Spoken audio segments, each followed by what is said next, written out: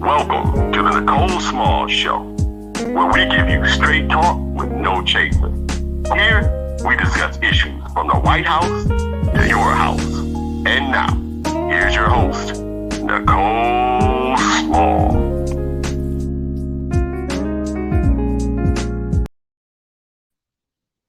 Good morning and welcome to the Nicole Small Show. As promised, we said today we were going to have a special show to go over the people who have actually filed to run for office for the Detroit election. So just to make sure that I'm clear, the way that we're going to do this is first, like today, we'll talk about who's actually filed. We'll talk about some predictions from this year's election and what it's really going to take to win some of these seats. And then we'll come back Monday because tomorrow's actually the last day for anyone to withdraw from the race. Also, we should know sooner than later, hopefully by Monday, some of the additional candidates that have actually been certified. Because keep in mind, while everyone had to file, the filing deadline was this Tuesday, the 20th. That doesn't necessarily mean that they had enough valid signatures to actually make it on the ballot. So make sure you understand that distinction, excuse me, of how this process will actually work. And I will be joined by Brenda Hill again shortly on the show. And I will be joined. Let me fix this real quick on. Okay. I don't know. I think some people probably had, we were on for a few minutes and then got kicked off. So we had to come back on again. So let me pull up this list.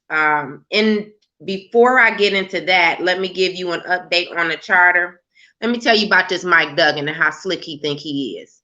So he goes and gets this 96-year-old former judge, Judge Cohen, who doesn't even live in the city of Detroit, to do an entire news article about why he's opposed to the charter. First of all, the charter has nothing to do with you because you don't live here. And it had nothing to do with Mike Duggan either. Number one, because the Home Rule City Act says that to fund the charter is a responsibility of who? The legislative branch. Now, if the mayor want to step down from the executive branch to the legislative branch, then that's by all means, go ahead and do so. Then just take your name off the ballot for mayor and go ahead and run for city council, right? Because there's a clear distinction between well, now let me say this. It should be a clear distinction between the legislative branch and the executive branch, but we know basically he got control over the legislative branch. But I say all of that to say Mike Duggan don't live here either. So you really need to shut up telling all of these lies to the people and invoking voter suppression. Let me tell you something. For him to say that we only can spend, that the city is only going to afford us $30,000 for this campaign phase for this fiscal year is nothing but voter suppression. And then in addition, they're going to tell us that we can only use that money for printing and for to help with translation. How dare you? First of all, how dare you tell us that we can have, that's not even enough money, $30,000 to do any printing. So let's be clear about that. And we have to hire a social media manager and a campaign engagement, community engagement director. But if you're going to tell us $30,000 to print citywide, and you know our goal is to print for at least 400 and some thousand Detroiters, you got a lot of nerve. That is voter suppression at its best. So we can print the materials, but he don't care about us getting the information to educate you about what's really in the charter. And this is a majority Black city. And then he got enough nerve. Where's the NAACP on this? You let him come stand at that rally when you talking about anti-voter suppression. Are you going to check Mike Duggan about that? How he don't want Detroiters to be educated about what's in the charter, how he's inserting himself in a space where the Home Rule City Act clearly states that he has no position. How about that, NAACP? What you gonna do about that? What do you have to say to him about that? See, you can't play both sides of the coin. Either you heads or tails. Either you gonna lead or you gonna concede. Now the choice is yours. $30,000, $30,000. That's all he thinks that y'all deserve. And in order to know about your city's constitution. First of all, we all know, whether you really engage in politics or not, a constitution is the core of government. It's the document that dictates how government is going to govern. And you don't deserve better. You don't deserve to know what's being proposed in your city's constitution. Betty wouldn't try that in Livonia or Novi. Betty wouldn't try it in Royal Oak. You know why? Because the white folks wouldn't tolerate it. The white folks wouldn't tolerate it. The Indian Americans wouldn't tolerate it. Now, you know the Jewish community, they would come out in full force. They definitely not going to tolerate it. The Asian community not going to tolerate it. So why should you tolerate it? But how dare he go up there to Lansing and align himself in actions that are going to be, it's supposed to be anti-voter suppression, and he got enough damn nerve to suppress the vote of Black people. Now you need to be up in arms about it. He didn't went too damn far. And I think he need to go find him something else to do. Let me be clear. You got 4 seats that's open on city council. That's a problem for you. And you got a race on your hands for this mayor's race. That's a problem for you. But here you go putting yourself in all kind of business, and you gonna go drudge up this 96-year-old ex-former white judge who don't even live in the city of Detroit for him to lend his opinion about how the people should not support the charter committee. You got a lot of damn nerve. And I'm sick of it. I am sick and tired of everybody thinking that they could tell us what's best for us. And they don't live here. So Judge Cohen need to go ahead and live out his last few days or whatever he doing. I'm going to post his picture and everything for y'all later. But that's a lot of nerve. We can't go to his city and tell them what to do about their city's constitution, but he got enough nerve. And Mike Duggan, you got enough nerve to think that you're going to start partnering with other people. It's bad enough you don't live here. And we got to pay doggone tax dollars for a house that you don't even live in. That's a lot of nerve. And you just going to keep on poking the bear is what you going to do until you get bit. You need to leave this charter stuff alone. You need to tell Sheila Cockle to go find her something else to do and to get up off of all of these calls too. Because all she do is listen. She never got a public comment. And Black people, you need to be insulted. You need to be outraged. $30,000. And then he gonna tell us that we can print it, but we can't share the information with you. It's a pandemic. How else we gonna get it to you without mailing? See, everybody want to tell us what we can't do, but they don't have any solutions to the problem. And I can't wait to see what this city council gonna say next week. Now let's see if they go along with it. Let's see. If they let that doggone leprechaun up there tell us that Black folks in the city of Detroit, and you new white folks who been coming in here, because I already know the ones who been here, I know what side y'all on. I know you not going forward. But you new suburbanites who done moved up into this city and want to act like you love Detroit so much, what you gonna say to him? He's suppressing your vote too. He don't want you to know what's in the charter. Don't forget that. $30,000 damn dollars for a citywide campaign. We can't even do enough printing for 400,000 Detroiters with $30,000. So he just gonna handcuff your vote and got enough nerve to run for office this year. Let me tell you something. I'm about sick of y'all and this mess about this mayor. If you don't get it together and understand that you need to come out and vote against Mike Duggan. I don't know what you want. I don't know why you don't understand that you deserve better. We're about to bring Brenda Hill on, and we're going to get into these people who have filed to run for office, and we're going to talk about how some of them are the problem because you're splitting the vote. Now, here it is. This is our last chance for change around here, people, okay? Because if we don't get this right in 2021, it's really going to be a problem. Uh-oh, what did I do? Let me see. Okay, there she go. Hey, Brenda, how you doing? Good morning. Good morning. I can't even believe that $30,000, and then he gonna tell us what we can do with the money. Well, that's not how it's supposed to work. But you Clearly. know, much like the Donald Trump era, which we've just gone through, how it's supposed to work and how it has worked is different. And you know what made the change? The people. They decided that they had enough of that mess, and they went out and voted against him. Actually, they voted against him in the first election, but definitely this past election. And that's how you fix those problems. We broke records. Yeah, I agree. Yeah. So this is how you fix those problems. Not just that. People, I know they're used to you and me and folk of our ilk taking the brunt of standing up for our people. And that is that we put our careers on the line. What you're saying, you're running for office right now. You're putting your career on the line to help folks that won't help themselves. And you know how you help yourself is one single action. Vote. You're giving them your perspective, but when they have their absentee ballot or go to the voting booth, they have their choices. And we have to live with those choices. Right now, we're letting about 12% of the voting population control all of us when people don't go vote.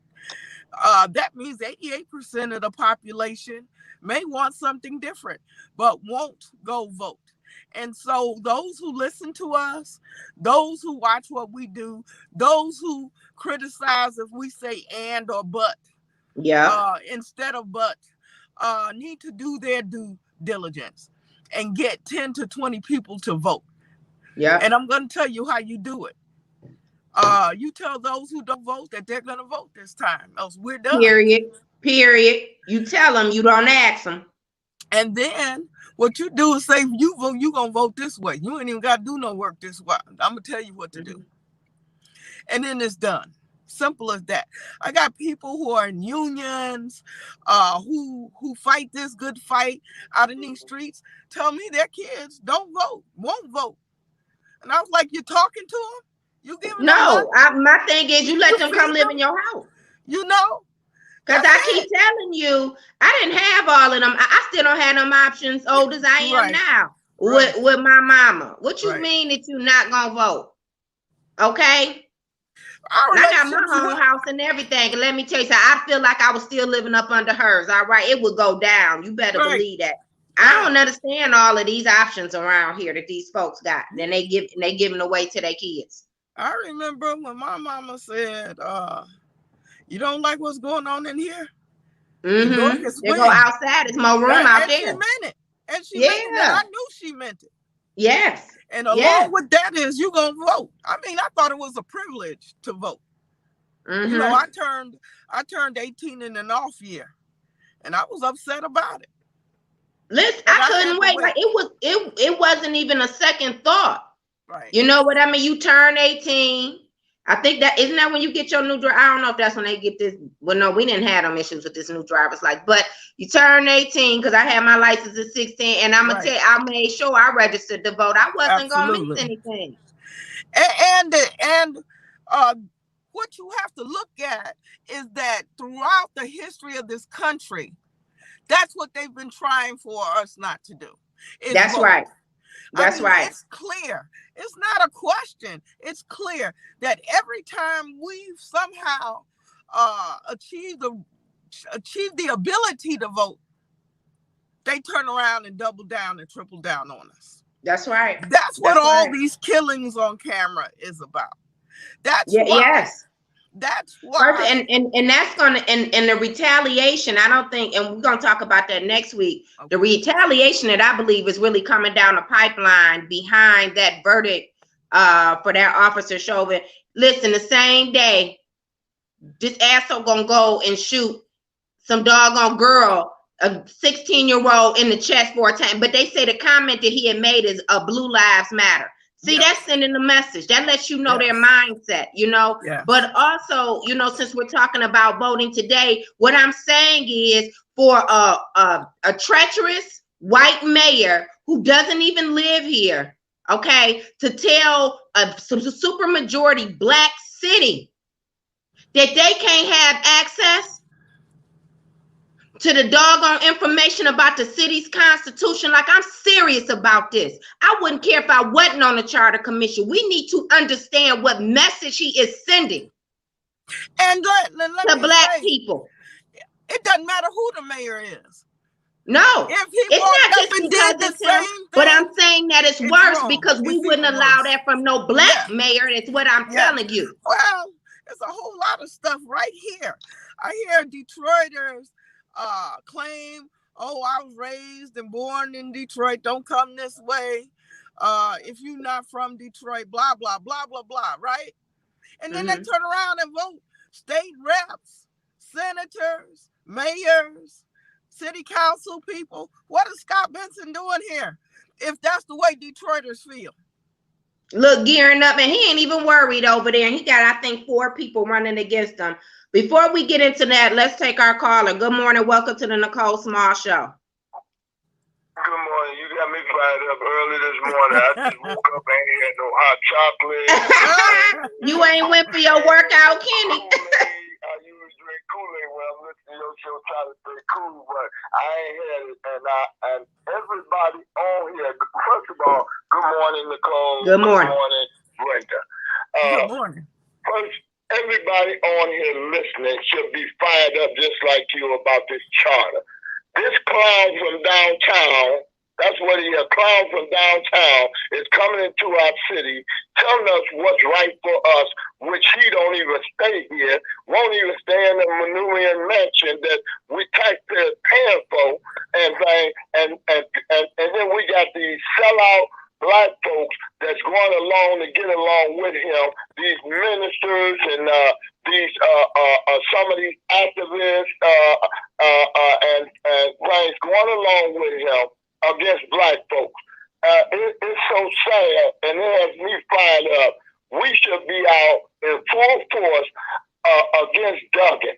From the time that he got in office from the time to now, that what he done done to us, overtaxed us, cut off people, didn't stop people water from getting cut off, took property from people, and black folks still sitting around here twirling their fingers. It's sad that how we live and why we won't come together, Nicole. I ain't got to use no big words. He's a clown. Yeah. Period. Yeah. We need to get off our butts and vote this time coming up and get him out of office with a lot of them sellout city council people. How you gonna let Benson stay up in there, all the dirt that he done done to the people voting against us? How you gonna let all these people stay in office that's running again that ain't did a damn thing for that's us right. since they've been in office but vote against us? It's sad. We got to change this, and we got to get off our butt. And everybody on here listening have to at least go out and talk to their neighbors, their kids, that's right, grown enough to vote, and get them to understand that this is our city, and we're not going to let them come in and tell us we can't have a charter commissioner the past in this city, which we know that the people put in place. Nicole didn't put it in place. Barbara didn't put it in place. JoJo didn't put it in place. You know, the people gave them information on what they wanted in the charter. And if y'all don't see that, then y'all are a bigger fool than I thought people in this city were. Wake up, people, and get it together. You ain't got to like me, but make sure you vote the right vote to get these people right. And it's so easy. I mean, And it's so easy. Anybody can vote absentee. You know what I mean? They haven't changed that yet. But you know what also? People need to pay attention. All of this good shit, lollipop bull crap that they be giving you about how, you know, everything is great and we really worried about, you know, y'all being able to vote. You ain't heard high nor hair from the doggone national organizations that was worrying the dog stew out of you. At this time, this is what, April going on May. Oh, they was already flooding last year. Your email, they was text messaging you and everything. And see, the part that killed me about these national organizations, they use you locally to turn out the vote so they could get some more money, right? But then my thing is, everybody know all politics is local, and we ain't heard you try to organize to make sure that you don't get the vote out. So let me tell you what I'm committed to doing. It's several of them that I know, even when I told them to stop contacting me, kept contacting me. I'm going to reach out to all of them, and I'm going to tell them, newsflash, it's a local election going on around here, and we got a doggone mayor who is trying to suppress the vote of one of the most progressive charters across this country. If this charter passes, this will be one of the most progressive charters across this country, number one. And I am going to reach out to Wendell Anthony, and I'm going to talk to him about this because this is clear voter suppression. Now, that was led by an NAACP, not Fannie Lou Hamer, NAACP, and I promise you, now, you know I don't never do this. I'm reaching out to Wendell Anthony, and I'm going to talk to him about this, and I'm going to ask him, well, what y'all going to do now? Because this is clear voter suppression. Now, you let him stand up there with you like he against it, and he the main culprit who's implementing voter suppression on this black city. And I'm sick of it. I'm sick of people being complicit and silent. We need to do is put like a short press conference together and send it to the news so they can really see it. I mean, a group of us stand out there and let them know how if they ain't looking at, some of them is looking at this, but let's send it to Wendell Anthony. Let's send it to all these folks that's selling us out that should be standing up for this charter commissioner. Let's put that together. We can shoot our own film and send it, because the news will love to eat that up. Have a press conference and invite them out. So I know the charter commissioner Winder and Commissioner McCampbell are putting together a press release for us to push for the city council to do the right thing and to tell people what's really going on with the charter and how the mayor is trying to suppress the vote. And I'm gonna tell you, but I'm still calling the NAACP Wendell Anthony, and I don't care, because this is wrong. He don't stand up against what Duggan is doing and don't say a doggone word and put it on paper. I'm gonna tell you something. We ain't gotta agree on everything, but I'm gonna ask him to explain, what is your purpose? What is your purpose? This is supposed to be about the advancement of colored people. Right. We're gonna expose him outright why he won't stand up against Duggan. You ain't gonna get away with it. He need to say something on this. I'm saying, I know he support the mayor and everything. I don't care. That has nothing to do with what we are talking about. I'm saying this is to the detriment to an entire community of people who you say that you represent. And because the NAACP had the largest logo on that rally to stop voter suppression, you must address this issue. This is what I'm saying. He must address this issue. He has to. Right. And the state reps who signed on to that. You're correct. Also, one thing about we respect one another, but you ain't gonna let me hurt you or go against you with something that's gonna take away your rights in your city, and I'm not gonna do the same. We love each other. Yeah. You know what I'm saying? And we're gonna fight with each other. But so you have to draw the line in the sand with certain stuff that Duggan is doing, and if he don't do that, we gonna expose him, and we get bullhorns, and I'll be one of the first out there. Yeah. You know, I speak my mind. I'm not afraid of them.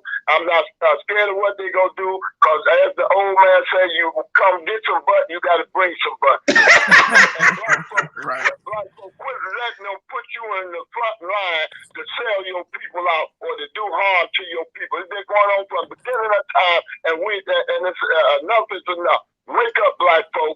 Y'all quit being again a user for these white folks that's we know we and the black folks and the black folks. They let the black folks use them too. It ain't just some white folks. Just like we need some of these white folks, I'd rather stand with on the front line in the community than some of these black folks. They about weak as cotton candy. Yes, yep. Oh, yeah, they soft as cotton. Mm-hmm. And they ride them like horses. It's bad. Yes, they do. I see a lot of them be with people on their back, and they don't know they won't stand up straight. You know, like the man said, you can stand up straight, they can't ride your back. You got that right. Yeah, so I'm gonna get off and thank you, Kenny. I'm gonna continue to listen. And thank you, Nicole. Thank you, Brenda. Y'all, we're gonna keep fighting, and fellas, let's get out there in the front line with our sisters and raise hell. Now, because it ain't over just because we won that verdict against that one officer. This stuff will keep going on if we don't stand up and come together. That's and right. Treat each other like we care about each other. That's right. Thank you. And we have to be clear about our demands, right?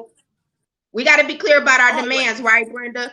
We gotta, and that's why I'm saying no. I'm gonna call Wendell Anthony, and I'm gonna send an email, because the whole point is that his organization has to be held accountable, and they have to be aware. You can't say, oh, well, I just read the article from somebody. You know what? I'm gonna make it very clear exactly what is going on. I will cite the Home Rule City Act. Now, then the decision is going to be his after that. But what he not going to do is say that he didn't know. That's what he's not going to do. Is say that he didn't know. How does the mayor justify $30,000 when he got almost $1 billion from the state, which came from the Biden CARES Act money? Well, no, I want to know how he justified when he spent over $1 million on Proposal Land. That was a citywide campaign, wasn't it? But we're flush. But we're flush with cash. No budget should be getting cut.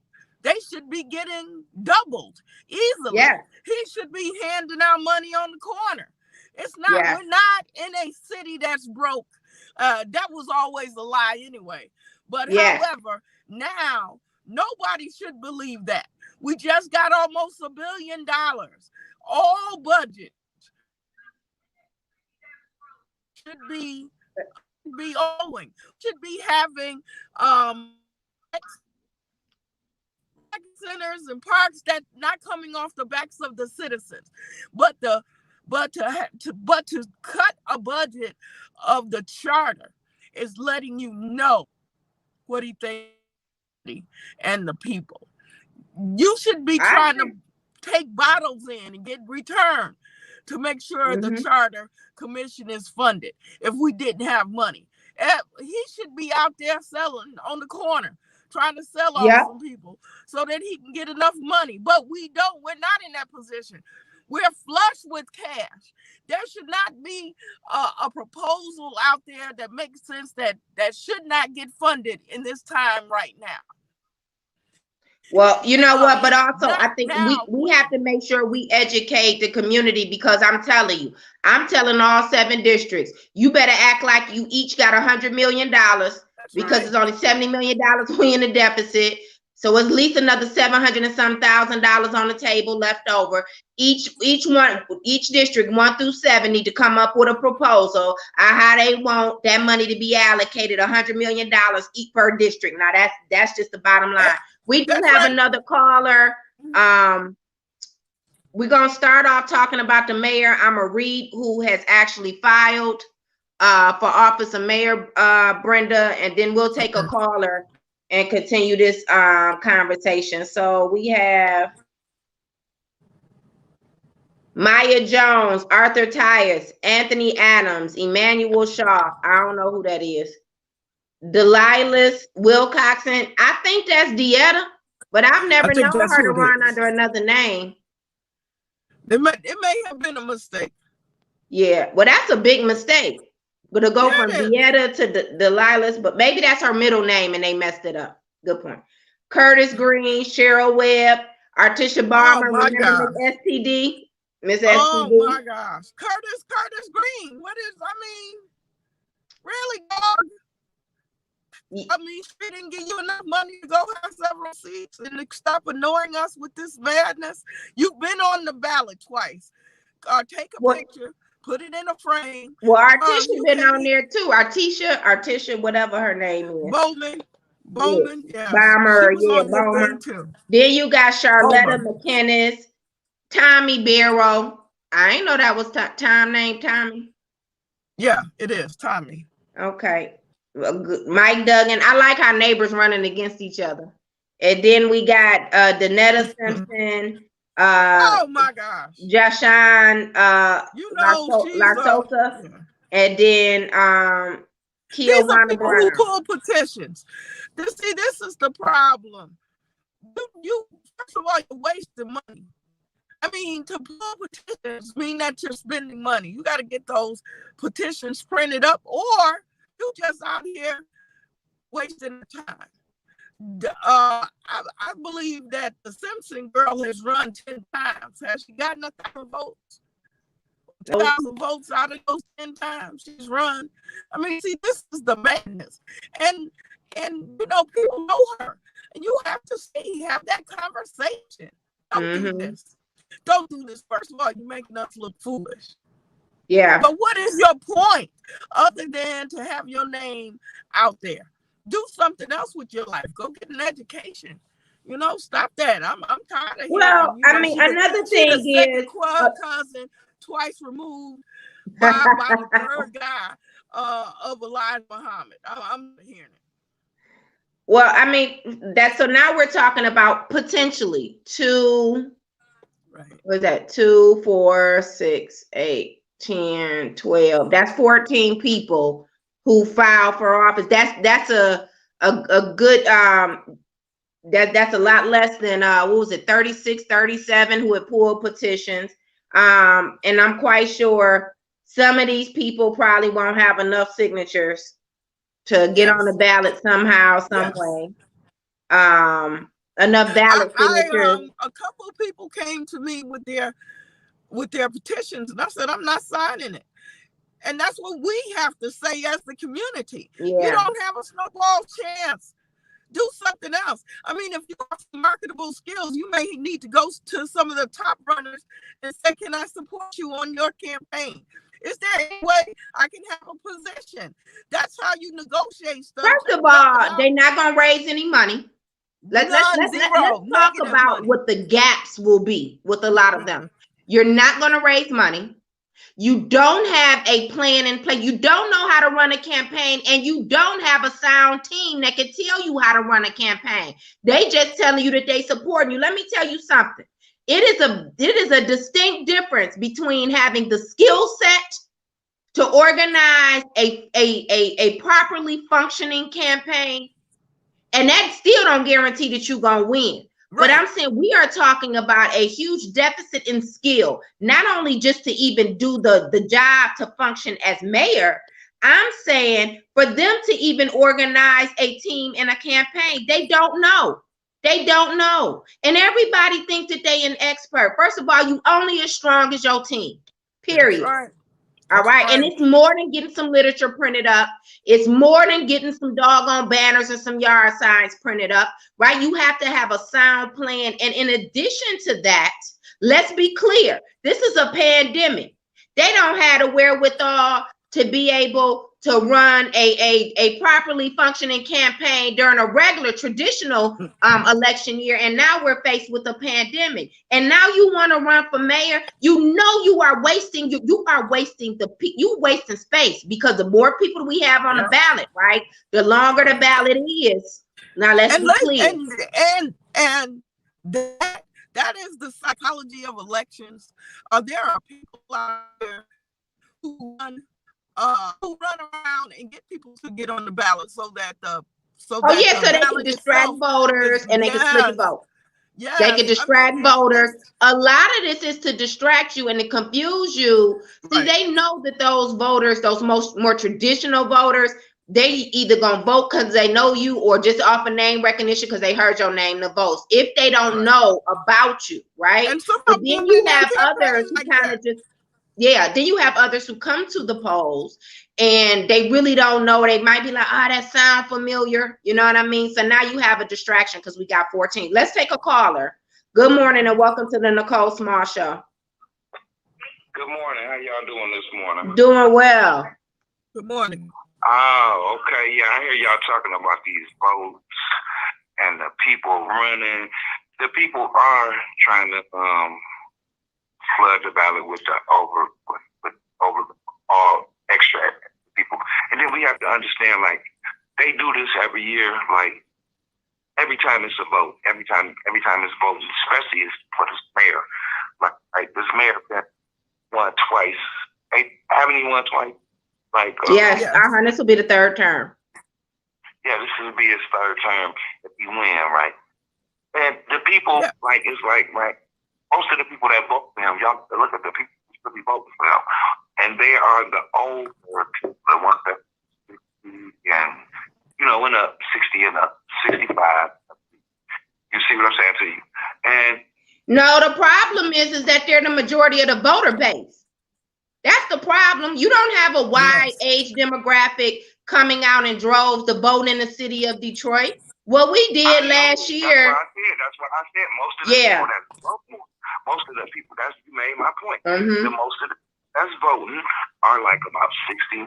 I'm 47, and like right, the vote really didn't mean nothing to me. Like, for real, it didn't. Like when I was like 30 and 20. You understand what I'm saying? So like it meant, I don't. It means something to me now. 47 years old now, but you have to think like how can we get the people that's like 27 to about, I want to say like 30, between in that age group, because the vote is not meaning anything to them. We don't need you. We don't need to figure out. You need to figure out. No, wait a minute. I disagree. I don't think we need to flood the doggone voter base with any more people who are not going to be educated. I think one of the biggest problems, brother, is that we have not educated our people about these candidates. I'm going to just be honest with you. I've been going into these senior homes, and you know what? At two of them, they made it clear. They told me, we ain't vote for Mike Duggan. Y'all voted for Mike Duggan. So now everybody pointing at the finger who had voted for Mike Duggan. And what I'm saying is, now whether some people want to take the credit or not, what we do know is that there is a deficiency of well-informed voters that actually vote. And I think that that is the first thing that we need to address. We have to figure out how to challenge the machine, which has a lot of money, who is putting out all of these false narratives, right? So, and you said, I don't want to cut you off. Go ahead. Most people don't even know who running against the mayor. But that's my point, right? So they're not making well-informed decisions, right? So we have to figure out how to share this information first, right? And expand. I agree. We should have an increase in voter turnout, but I'm just going to be honest. We have to give these people who are not the most traditional voters, especially for a primary elections are always lower voter turnout than generals. That's, I don't care what type of election it is. But what I'm saying is that you have to give people a reason to turn out to vote. And the only way I think that we're going to do that is to be clear about how they being screwed over. A lot of them just think it's not going to do any good. And, you know, what is the purpose of me voting? How is it going to change anything? But that take time, money, and energy. So it's going to take more than the same 20 people. You know, right. You have to pull out the same tactics like the people pull out, like how like you need to do like voter things where like we give away free food, all of that. No, they didn't give away free food, and that you gonna give out some free food, brother, if you start going to them senior homes, or either they gonna throw some rocks at you. So you better give out some free food. But we got a lot of people who do the food giveaways. That's a cost. Yeah.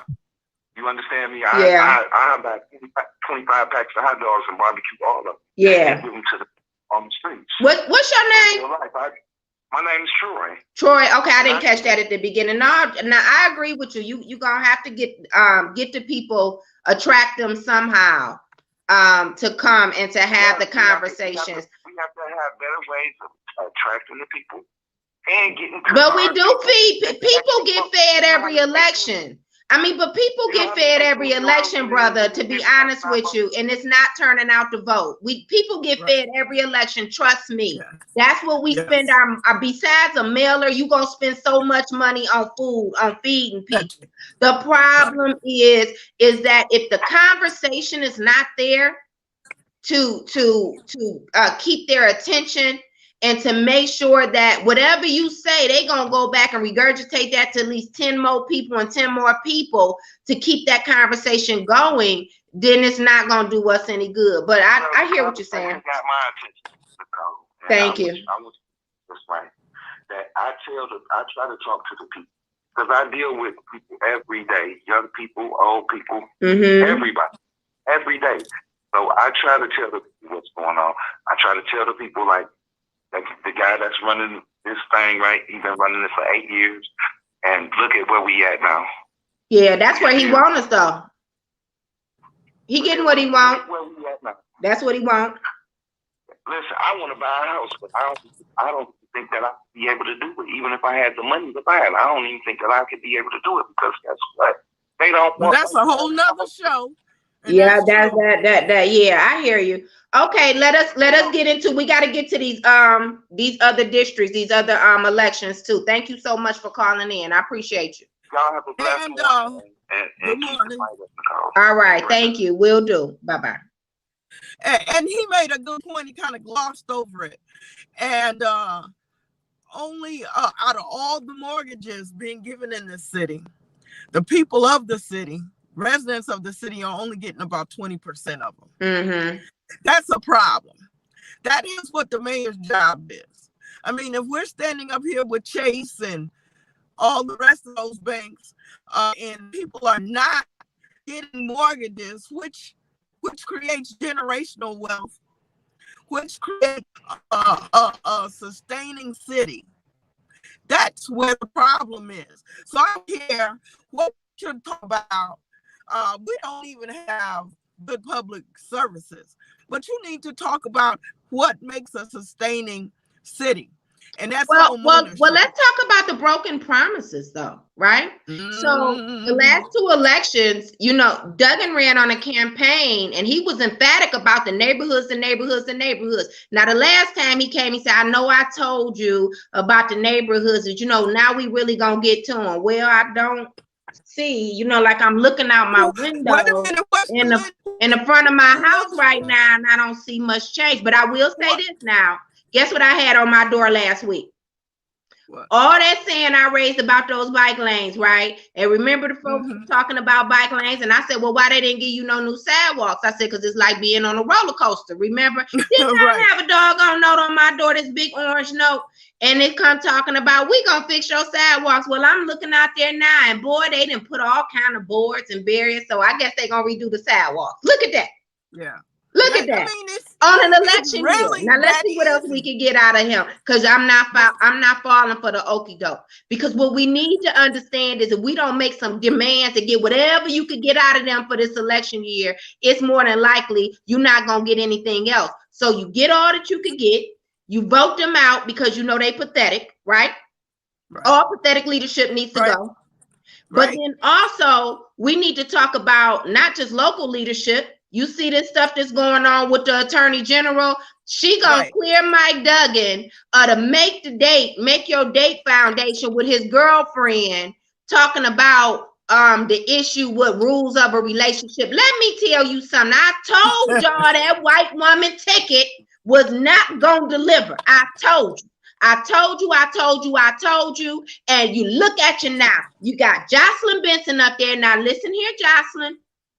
I expect to start getting some emails from you, and it's definitely not for no campaign contribution real soon. I want to hear what you gonna do to talk about how y'all gonna increase this vote for this August primary. That's what I want to hear from Jocelyn Benson. But anyway,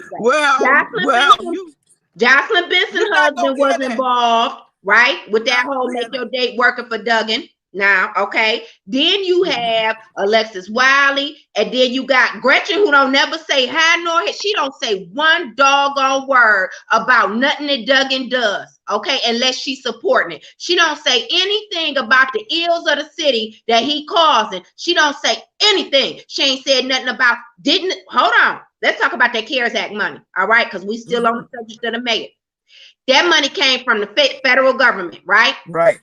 Then it went to who? Your state government, right? That's right. And then the state government did what? Sent that to each city. And she ain't said a word about how they ain't tell us about how they spent none of them dollars. And neither did the AG. And now she about to clear this joker of some doggone, you know he took that doggone money and used city resources to give it to his girlfriend. See, folks need to stop always lending credit because somebody talk a good game. Don't think that it's just black folks in Detroit that talk a good game. Now, this doggone Dana Nessel stood up here and act like she was the champion of the doggone people, and you ain't did nothing to Mike Duggan. But always talk about you investigating. Well, what the heck else is you looking for? Because it's all on the front line. And this is the problem. So we don't have government to hold him accountable, right? We know his daddy was a federal judge.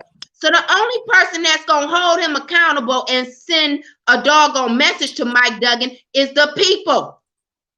Because nobody else is coming to save us. That's right. And so when we talk about 14 people who filed for mayor, okay, let's talk about what that means. You only got 2 people that I see on here who gonna be a problem. That's Tom Barrow and Anthony Adams, who could be a problem for Mike Duggan.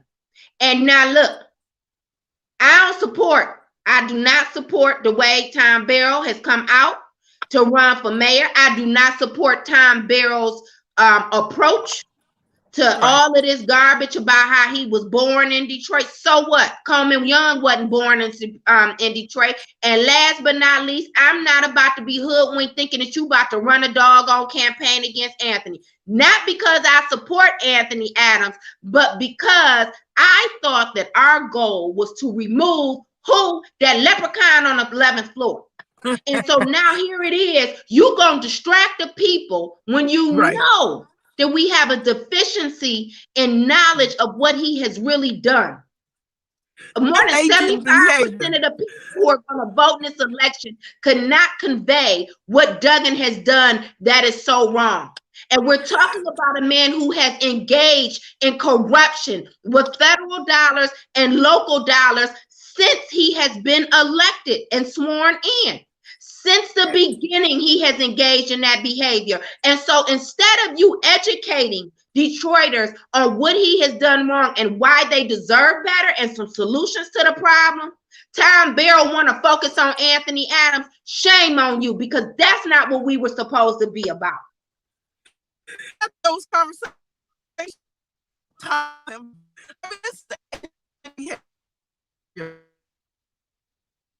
You breaking up, Brenda. Tom Barrow have almost everything.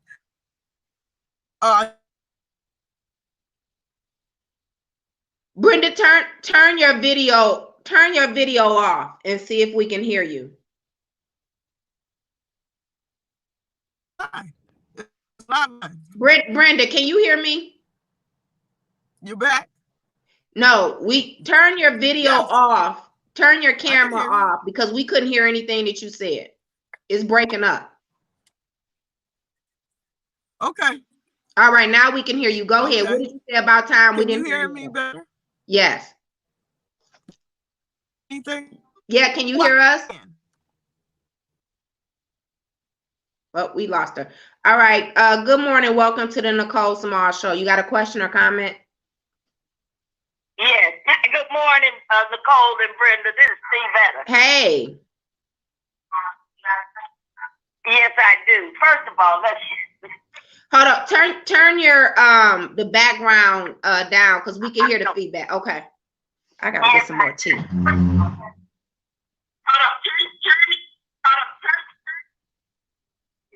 Okay.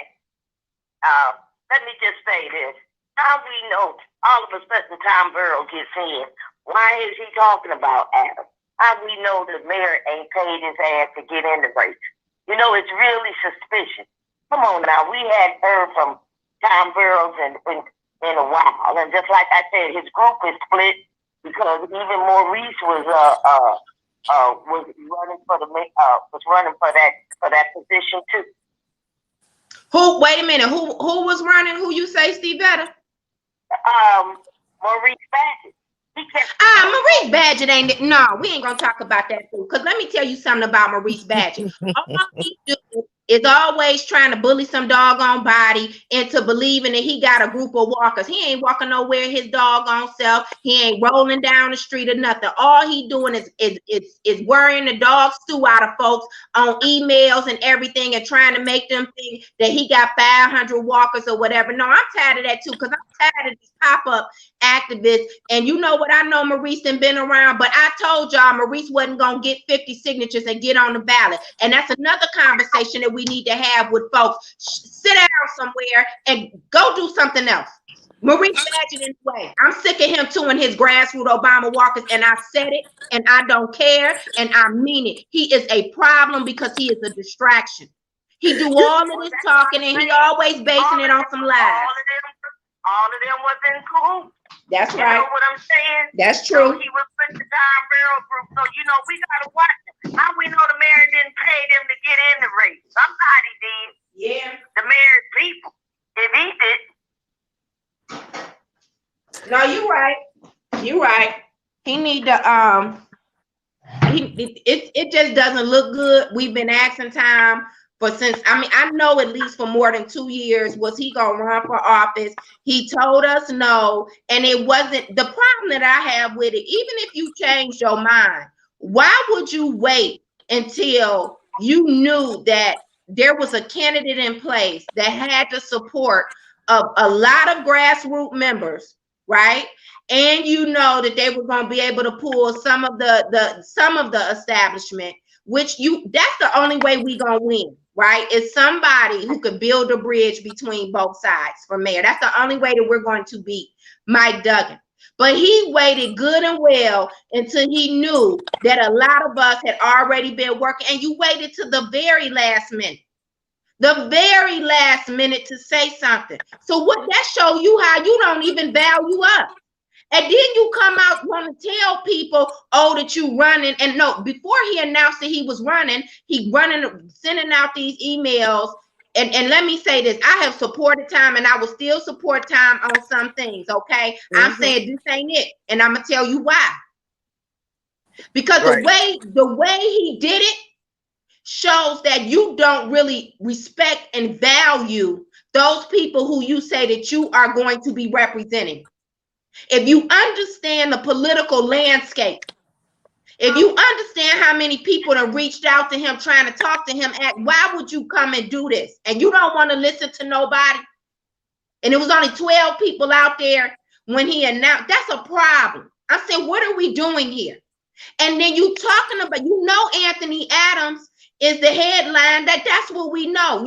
And now it's going to be now that petitions have been filed. We are clear that the top front runners are going to be Anthony Adams and Tom Barrel. Now, the other 13 of y'all, you can get mad at me, or the other 12 of y'all can get mad at me if you want to. Now, I'm just speaking about reality. Now, it might be somebody in there who gonna be a surprise, all right? But I highly doubt it. I'm being logical. 100 days away from the election, right? In order, whoever's going to advance to the primary, it's going to be between Tom Barrel and Anthony Adams. These are probably the facts, okay?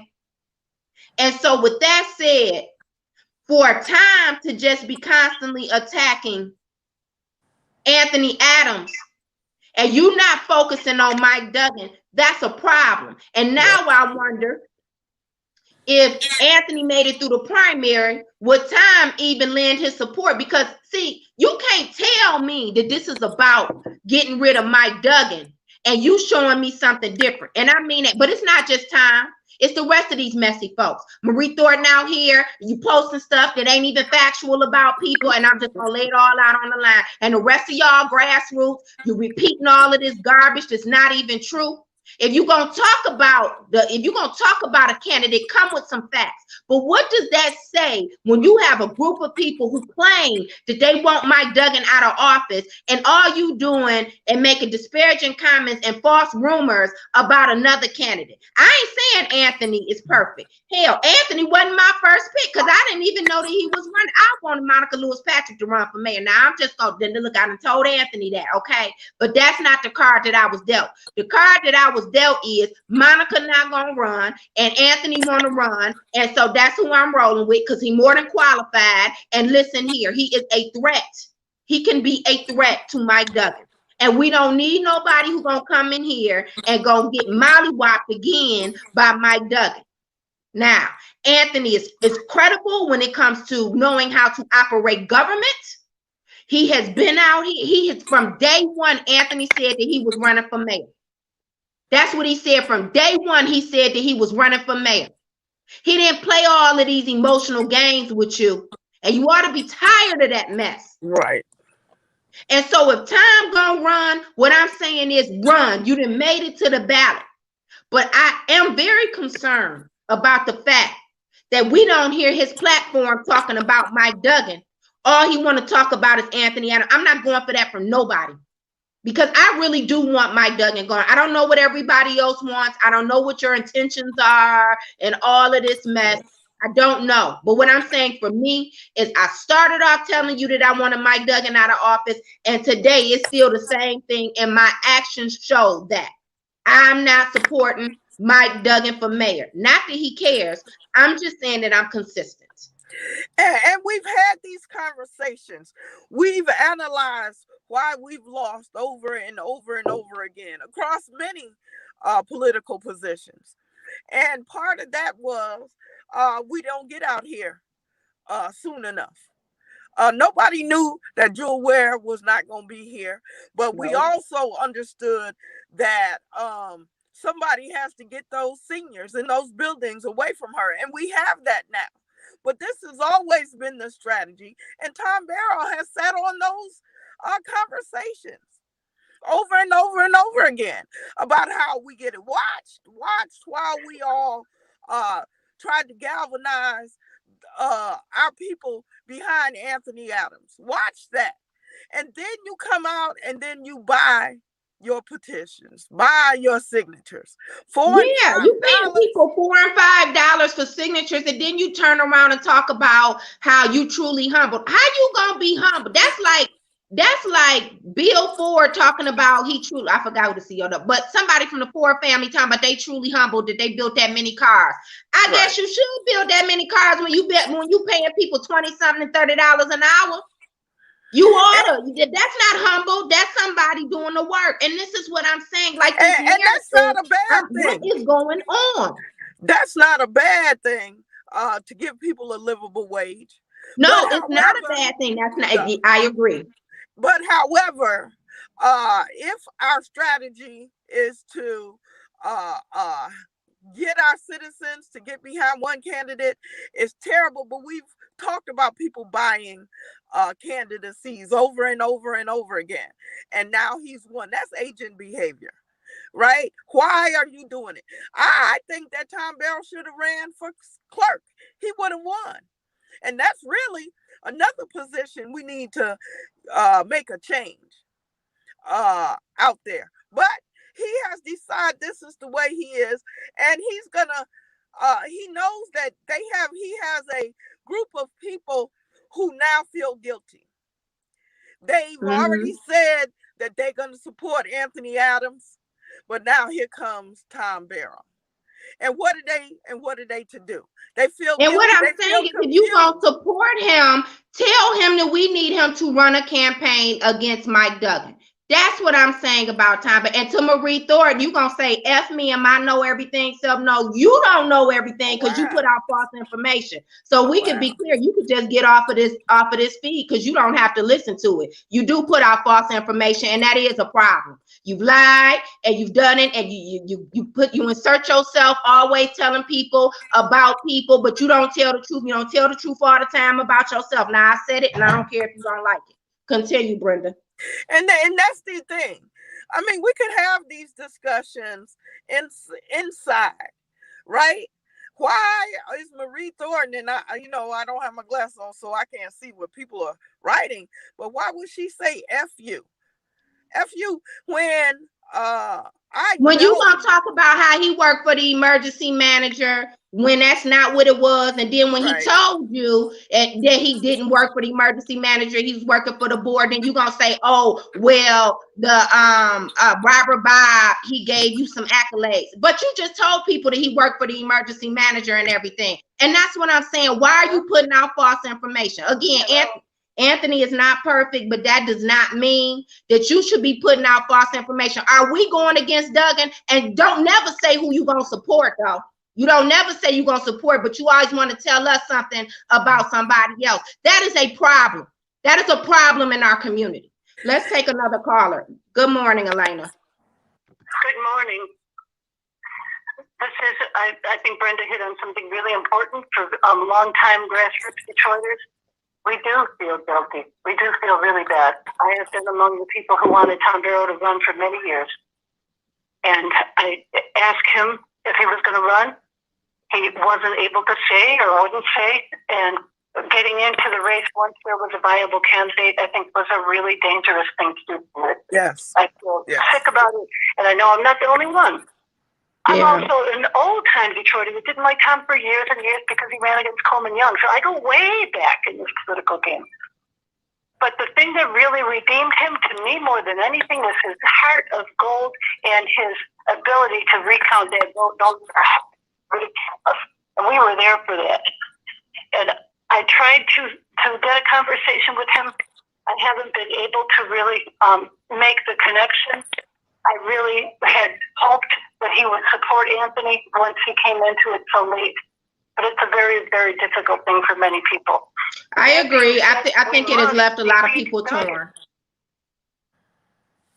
We must defeat Duggan. Another thing that I want to say real quick is that don't listen to any city council candidate who's saying they're going to do anything when they don't talk about how they're going to get the other 4 votes they need. Right. Period. Because if we don't have 5, then you know what? We're going to be in the same situation. Yep. We're going to be in the same situation. Going on in District 6 over here with Raquel leaving. You know. So why did she decide to support? But look at the level. Oh, go ahead, Brenda. Hold on 1 second, Elena. Don't hang up. Go ahead, Brenda. That you would wait until the very last second to tell people you're not running. That's a knife in the back up for the citizens, especially in District 6. Elena, turn your background noise, the showdown. And look at Spivey and 4. How dare you walk? Even Gabe Leland told a month ago that he wasn't running. And the rest of them who are supposed to be for the people sneak up in here. That's a calculated move so that you can slide your person in that nobody knows. Why wouldn't you be promoting them the last year or so, or even a month ago? No, you're just trying to slide your person in. These last day filers that knew they had the petition, enough signatures months ago that nobody knew they were even out there. See, that's treachery. That's treachery. Especially during this type of election, Brenda. Especially during this type of election. Yes. You're right. Yes. This is something here. Oh, go ahead, Elena, and tell us what's going on in 6. Who is this Gabrielle girl that Lopez supports? Okay, she's a young woman. She's a young activist. She ran against Ilona Varga for county commissioner. Oh, yeah. But this is what I want to tell you about that. There are people in the community, and I have heard this from several people, that say that they signed petitions thinking that they were signing for Raquel, and they were signing them for her. See? So Raquel didn't let anybody know in the broader community, maybe just outside the nonprofit clique, only people know. But this is what I want to give you a little bit of background here. Steve Tabachman came into Lord. I don't know if you all remember him. Yes, that's the money man. Tabachman unseated the first and only Latino representative we ever had, which was Della Garza. She was a state rep, and she was the only time we've ever had a Latino state rep in this community. And we were, at that time, a vast majority of Latinos before the split that the census did. Following Tabachman, he knocked her out in her third term, so she didn't get to finish her term, and nobody saw that coming. This is before we knew what gentrification even meant. And so Tabachman comes, and right away he finishes his full term. He gets three terms, and he flags Rashida right in to the state rep seat. So that was a way of saying to us, "You ain't getting a Latino rep here." The next thing that happens after Rashida, she sends out a letter, just like Raquel is doing right now, and except Raquel's doing this on the city council. Rashida sent out a letter supporting Stephanie Chang, who wasn't, to say the least, she's not from here. She grew up in Canton, moves over here, and gets elected state rep out of nowhere. So then she moves on to the Senate seat, because she's very, very, very popular with the gentrifiers and white people, and a lot of other people, but I mean, she's very popular. So Stephanie Chang is going to be term limited. So the rumor is that she is going to hold that seat for Raquel. That's always been the rumor. Now, and I agree with you with that. That has been a long-standing rumor, is that, first of all, this whole squad thing that they have going on, I'm gonna tell y'all, listen to me. Like, you know what I mean? I know Rashida is very progressive. Stephanie Chang, now, son, you gotta see what we talking about with Stephanie Chang sometimes. And then, Lopez has been very slick and calculated with, I'm trying to bring Brenda back on. Lopez has been very slick and calculated about how she gets into office. I'm not saying, and let me not say slick, she has made very calculated moves. Let me say that when it comes to office. And I don't think people, but I don't think that people pay attention to Raquel and how she got here. I know you do a very good job of drawing a vivid picture, Elena, about how she got into office. But what I'm saying to you is, you have three women. I mean, I know they're trying to pull Mary Sheffield into that whole space. I got an opinion about that. They need a black person. That's exactly what I'm gonna say. Is because they need a black person, right? And so, but I don't know if Mary is the fit for what their agenda is. But that's a whole nother conversation, right? But with that said, I really don't think that people pay attention to Lopez and how she makes very meaningful decisions about her political aspirations. And there's nothing wrong with that. But at the same time, let's talk about what's about to happen. So Stephanie Chang is about to become term limited. I personally believe that Lopez is about to either be afforded some opportunity at some nonprofit with a lot of money, or maybe she'll work for some environmental justice corporation, whatever her decisions are. I don't think that she about to take, I think she's going to have an increase, of course, in income, but, and nothing wrong with that, but you better believe she's going to do that to advance her base of support for whatever her next, a political aspiration is. And you're absolutely right. And Stephanie Chang is holding that seat for her. And what I'm saying is, well, wait a minute. Yet and still, so now we about to have another person representing a majority district that doesn't look like them, right? That's a problem for me. And I need to know, like, really, what do you plan on doing? Because anybody can talk a good game. Anybody can sit here and say, oh, well, I support the people or whatever. I need you to deliver on something. And I need to know, like, what are your goals and your vision? You know what I mean, for that seat. But I think that with Steve DeBachman, he has a good thing going over there, because it seemed to be working. He's controlling all of it. Yep. He's controlling all of that still, and we never could get out from under these nonprofits. And I have said before, I don't have any axe to grind with Gabriela, but my candidate is David Sanchez for District 6. He comes from the grassroots. He works real jobs. He's from here. He's been doing this for all these years. And I really, more than anything, let me say this. If David Sanchez came through the same way that Raquel is pushing Gabriela, I would not support him because I really don't appreciate having these nonprofits controlling our lives. I don't appreciate it. I don't care if they walk on water. We did not choose them. They got chosen for us like we're a bunch of sheep. I'm really, really tired of it. I've been fighting this for years and years. That's what runs this show over here. Well, they run a show. So let me ask you this. So Raquel announces that she's going to support Gabrielle. Right? In a news article. I don't know if that's going to work out because I think that she's going to get a lot of pushback considering there are a lot of grassroots people who have worked with David Sanchez. You know what I mean? He has stood out there on the front line with us on a lot of issues. I don't know. I mean, I personally, and I don't support and I'm not going to talk about Tom's approach and not talk about Raquel's approach.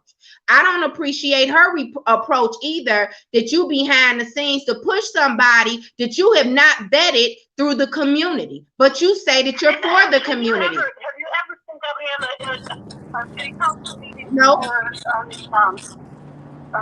charter meeting? No.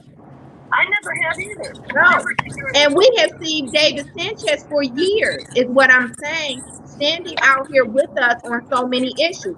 I don't like the way that Lopez did that. Not at all.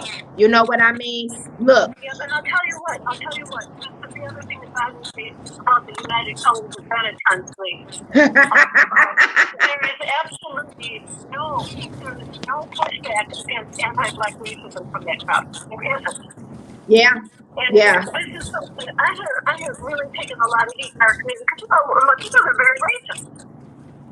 I didn't know that, but thank you, Elena. Oh hell! Within our own ranks, as well as anti-Black, Latinos are incredibly anti-Black racist. And anybody listening who is a Latino, you know it's true. You know it's true. Although I would even question the number of people listening. This is the thing that I have not seen them do in this majority Black city. Never fight against emergency management. They lined up with the emergency managers and the school takeovers, especially Raquel. She went around and escorted Judge Rhodes to the school meetings. She did that. Yeah, you talk about that, and people don't. No, they don't know. They don't know, and then sometimes we have a short-term memory. But I'm gonna tell you this: I don't like it at all. You know, and then of course I'm saying it publicly. Look, we know David Sanchez has been out. We don't know this Gabrielle, and I'm saying for her to do this the way that she did, to know that she wasn't gonna run and she can have a conversation with whoever she likes, who she wants to bring into the fold. But what I'm saying is, before she came out publicly and said that she was going to support somebody, and she knew David Sanchez was out. Well, David is coming on the show on Monday. I can't wait to find out if Lopez even had a conversation with him. And I got a problem with that. We don't need you. You ain't gonna build a politician on us. You got Build a Bear, and now they gonna build a politician on us. I don't know her that well, and I haven't seen her, but I know that I've seen David Sanchez. And again, I got a problem with her approach. I don't like that. I don't like it at all. And I don't care how much money Steve the Bogman guy, let me tell you something. We could get to the doggone people. And so we're going to have to choose between David and Gabriella. That's going to be our responsibility to make sure that we can educate the people about who we support, and how we have receipts on the work that they have done and how they have stood out here. You ain't about to come out here, and I don't care about Steve the Bachman and all his money. I know that he has done a good job of being successful, of getting people elected. And I'm gonna tell you another thing. I want to know where Rashida stand on this too, and I'm gonna ask her. See, that's one thing about me. I might be running for office. I have really been happy with Rashida's work in Congress, but I'll tell you, I wouldn't have given you a nickel for her when she was a state rep, because she was playing footsies with the emergency manager. Yes, she was. Yes, she was. Yes, she was. And I'm just saying, like, there needs to be some accountability all the way around here. Y'all not about to go out here and build your own team without vetting them through the people, but you say that you stand for the people. That's my problem. And I don't care nothing about running this year. Look, you could take it, like it, lump it, leave it, build a bridge, and get over it. My point is that it's no point of me running if we not gonna make sure that we build 5 votes on this council. That's what this is supposed to be about. I want to mention too, I think there should be serious pushback against this so-called multiracial, multicultural coalition building when it's nothing but another face over supporting the status quo. Well, so I think we need to have we need an Asian, a Latino all together. But guess what? Who's behind that? The black man. Well, I'm gonna ask. We need to ask Rashida who she's standing with. That's the bottom line. Go ahead. Thank you, Elena, for calling in. Thank you. Okay, thank you. Right. Go ahead, Brenda. She right about this Colors of Benetton group they got going on. That's true. I mean, you know, you can't fault them for having a strategy and a plan and executing it. It's us who every election, though almost every year is an election year, we have to start from negative planes. I mean, we got to talk the same talk again. We got to convince people that they should trust us. Meanwhile, their garbage don't get picked up. Meanwhile, their parents and grandparents are living in subpar housing. Meanwhile, we're seeing rich people get the generational contracts over and over again. Meanwhile, we're sitting in the middle of money, overflowing money, but yet the charter gets $30,000. The fact that you can go to a vaccine site in the heart of the hood and see nothing but outsiders at those vaccine places.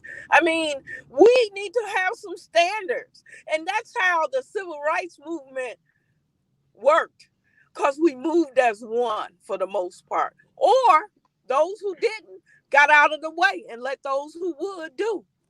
But the problem is we don't have leadership in place that want to have these hard conversations. Now, you know, some people gonna have all kind of stuff to say about this conversation you and I having today, but as if that's not our interest. Our whole position and purpose is to make sure that we do better. Yes. We cannot keep getting out here raising all of this sand. Look, huffing and puffing during a doggone pandemic, saying that, oh, we don't want Mike Duggan, we don't want other failed leadership, but then we don't want to talk about what our own people are doing to contribute to it. That is the problem. Silence of an issue, let me say that, has never worked for our community, right? Never. That's why you have a high rate of incest and all kind of stuff going on. It doesn't work that way. Now, I do think that our approach to keeping some things in-house needs to happen. I agree with that. But what I'm saying is that we need to do, you can't just always check the other side and you don't check yourself. Like Brenda and Nicole wouldn't have to have this conversation today if we didn't have people for the last 8 years hooping and hollering, snotting and snorting and crying about how they tired of Mike Duggan. But then you turn right around and everything that you are doing is to help him become reelected. See, that's when it's not about those who support Duggan. Because those who support Duggan are clear and they're public about supporting Duggan. And their actions show that they support Duggan, right?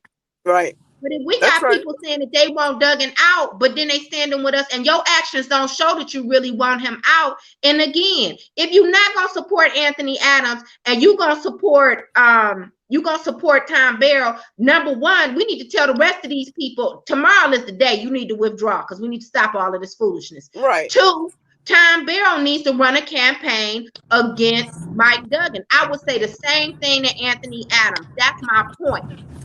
It's not about the person. It's supposed to be about our agenda in order to achieve a goal that we say that we want. Because right now, Mike Duggan is winning with this type of behavior. You know, yesterday, and I don't have a lot of time for Facebook these days, but my name was on a post of a person that I thought had my back, right? Mm-hmm. And so she got on there and said, well, Brenda Hill says, what has Rashida Tlaib done? And I've stated the fact that the 13th district is the second poorest district, even poorer than when she got in office, on and on and on. And so this person said, well, Rashida Tlaib talks good. And she came out to a meeting or two. And she got my roof fixed where other people wasn't getting her roof fixed. You remember Roy McAllister was on that. Oh, yeah. Yes. And so I felt like it was an attack against me. I mean, every day I'm fighting for Detroiters. And because she got your roof fixed, then all the other shit she don't do doesn't matter, and I'm the problem. See, that's what happens. That's what happens. Yeah. And this is why what Tom Barrow did is the problem, is a problem, right? Because it's confusing people. And we want acknowledgement so bad, we the collective we, that we'll throw our true fighters under the bus. Over something you get your roof fixed, girl. Nobody telling you not to. From whomever will fix your roof. That's a quality of life issue. But why are you trying to throw me under the bus? And stand with this person who's done nothing for your district, for this city. Now, she's out at the Gaza Strip in the West Bank all the time. And I'm with her on that. But we don't have time for that in the 13th when we decide. But I'm going to say this, that I think that there's a huge divide in the 13th around some of the points. I mean, I'm in the 14th, but I hear it all the time, right? You have a group of people who are definitely strong supporters of Rashida Tlaib, and they feel like they didn't want that lackluster leadership, and maybe they feel like there weren't any other options, and they want to hear somebody. You know, sometimes you don't always want somebody claiming to be fighting for you, and that's in silence. But then you got another group of people like you, like who are very clear about, well, what has she done for our community overall? And so my issue with her, the Bill Bridge around that. With her is my issue is with her. The bridge builder around that should be the chair of 13. It's not that she hasn't done anything. She just hasn't done anything for the 13th. And again, what I'm saying is, it's a very small margin. Right. It's a very small margin of people that, you know, stand on opposing sides. So I think that in order to have this conversation, I honestly think that it should come from the chair of the 13th. That's just my opinion about leadership. Let's move on. We're going to take a caller. But before we get to that caller, let's talk about this clerk race. So we have 2, 4, 6 people who have filed for city clerk as of right now. The only 2 people that are certified are Janice Winfrey and Michael Richard, but we also have Kenda Anderson, Beverly Kendall Walker, Denzel McCampbell, and Jeffrey. I be finding out everybody's name on this thing. Look, Denzel's name is Denzel Hines McCampbell, hyphenated. I didn't know he had a hyphenated name, but that one about Dieta really threw me off because she's ran several times and I've never heard her run under that name. He sits on the charter with you. He sits on the charter with you. You didn't know he had a I didn't know it was Hines McCampbell, but I do know Denzel McCampbell, so that's all right. And then you got Jeffrey Robinson. And you know what? Jeffrey Robinson has been out here the longest, saying that he was going to run for city clerk, but I don't hear that much from him, so that's a concern of mine. Janice Winfrey, she seems to be unbothered by people, you know, wanting to challenge her. So then you have Michael Richard has ran several times. Kenda Anderson was the second person that I know who came out publicly about running for city clerk, and she seems to be, you know, all over the city. We'll see. Beverly has ran, and she's the only one on here outside of Janice Winfrey who has shown that she has a base of voters in the city of Detroit. Denzel was elected citywide to the clerk's office. This is a different race for both him and I and Jozo. You know, these races are totally different than running for the Charter Commission. But I don't know. I think that there should have been some conversations with a few of them as well to kind of get behind somebody. This election will go in several different ways. This is a lot of people with a different, and all of them kind of have a different base of voters. So I don't know how that's going to work out, Brenda. Okay, we lost Brenda. Let's go to, oh, we got a caller on the line. I forgot. Good morning. Good morning. How are you? Doing well. How are you? I'm listening to you. It's funny. It's so sad. It's comical. Literally. I know. I'm gonna keep it where you at, talking about the city council, city clerk race. Mm-hmm. I would have thought Tom Barrett would have ran for that because he basically orchestrated, helped, however you want to do it, with Citizens for Detroit Future. Yeah. Like what's in the charter. Mm-hmm. So that kind of threw me way off. Mm-hmm. You know, for where that's what I'm literally. I thought he was gonna run. Mm-hmm. That's the vibe I got from, you know, grassroots conversations and from the work that he's done. Yeah, from the work he's done. And this is not, you know, going against anybody. I mean, this is factual, what I'm saying. You know, people don't realize you have some people who actually sat, you know, in different conversations over the summer during the pandemic where we were meeting outside. And these conversations were never addressed in different venues. And I'm not saying, and this is where it makes me question and stop right here. Because I'm not saying that you're not capable of running or you shouldn't run. If you're working together as a team on educating, because that's what it was, educating people, it seemed like to me that you would educate your inner circle of what's going on. Well, so when you have those type of things that come about, that's what puts residents who really want to be engaged in the process, that's where you put the brakes on right there. Yeah. We are, I mean, we there were several of us who definitely talked to Tom about running for clerk.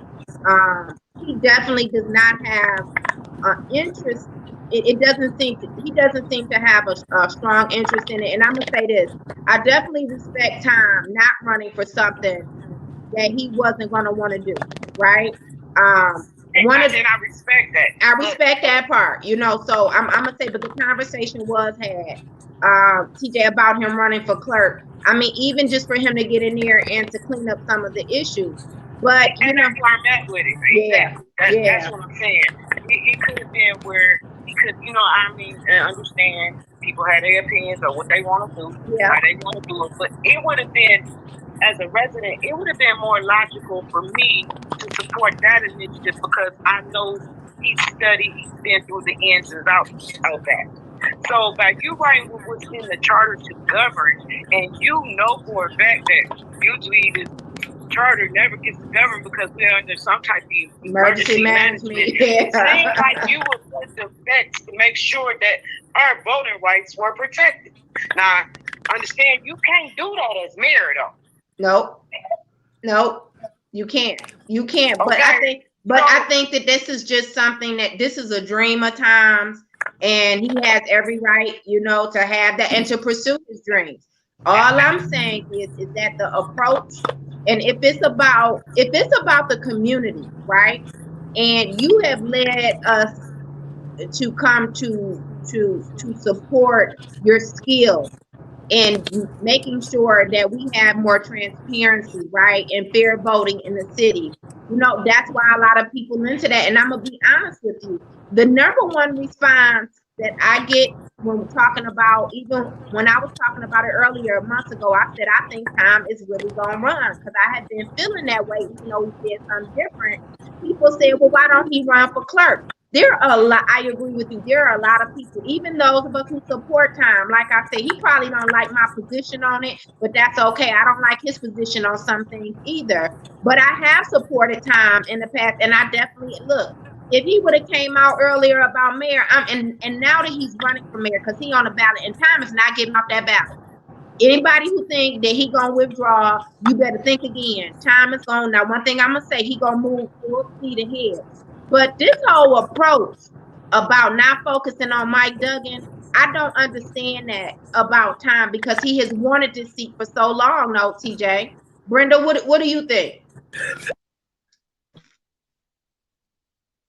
I agree with right.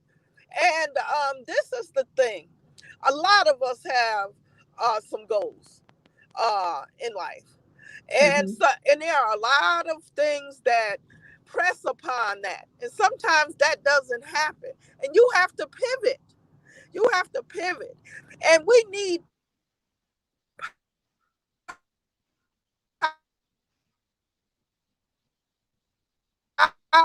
the landscape.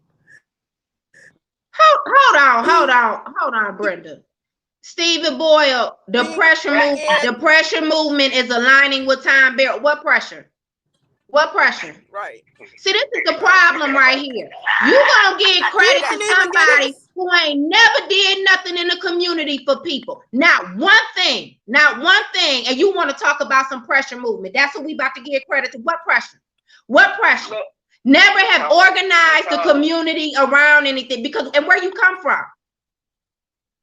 And where you come from, and if that's gonna be the best that Tom Barrow can do, then Tom Barrow is in trouble. And I'm gonna say, and I don't support nobody who think that they gonna pop up around here in this doggone street and you gonna disrespect Black women because they don't support you and they support somebody else. So we're not talking about no pressure movement or no Raymond Jackson, not on this show. And I said it and I meant it. Because he always got a lot of mouth to run, but we have never seen him do anything in this doggone community. Continue, Brenda. Which one we talking about? I mean, they couldn't get Gabe Leland out. Come on now. We are here.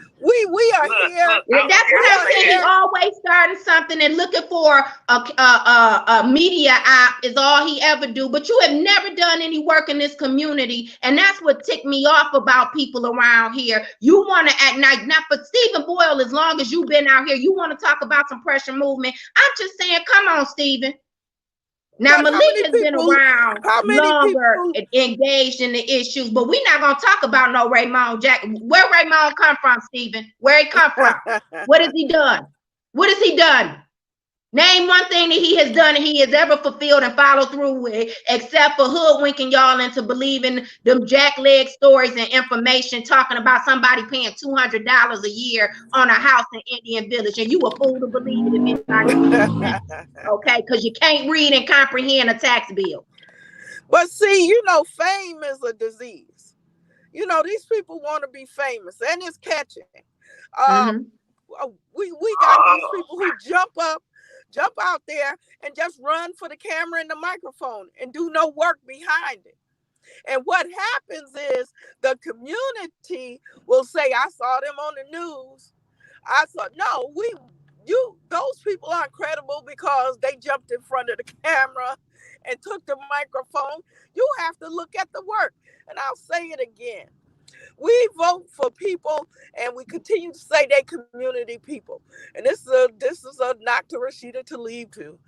And they show up at meetings. Hold on for a second. I'm sorry. And what I'm saying, Stephen Boyle, is that he wasn't never running because he wasn't never going to get the signatures. Okay, that's what we're telling you. Raymond wasn't never no threat because he wasn't never going to get the signature. You really believe that he backed out for Tom Barrow?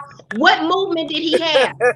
He ain't never brought 20 people to no doggone event in the community to do anything. That's what I'm saying, Stephen. This ain't against you. I'm just telling you the truth. We gonna stop this around here. Just because he tell you it's a pressure movement and he got 4 people who are always around him. No, Stephen, no. And he disrespectful to Black women. So that's that. Go ahead, Brenda. And then TJ, go ahead. We have to decide what community and community leaders are. And it's not going to community meetings. They get paid. Rashida gets paid to go to community meetings. That's what a paycheck is about.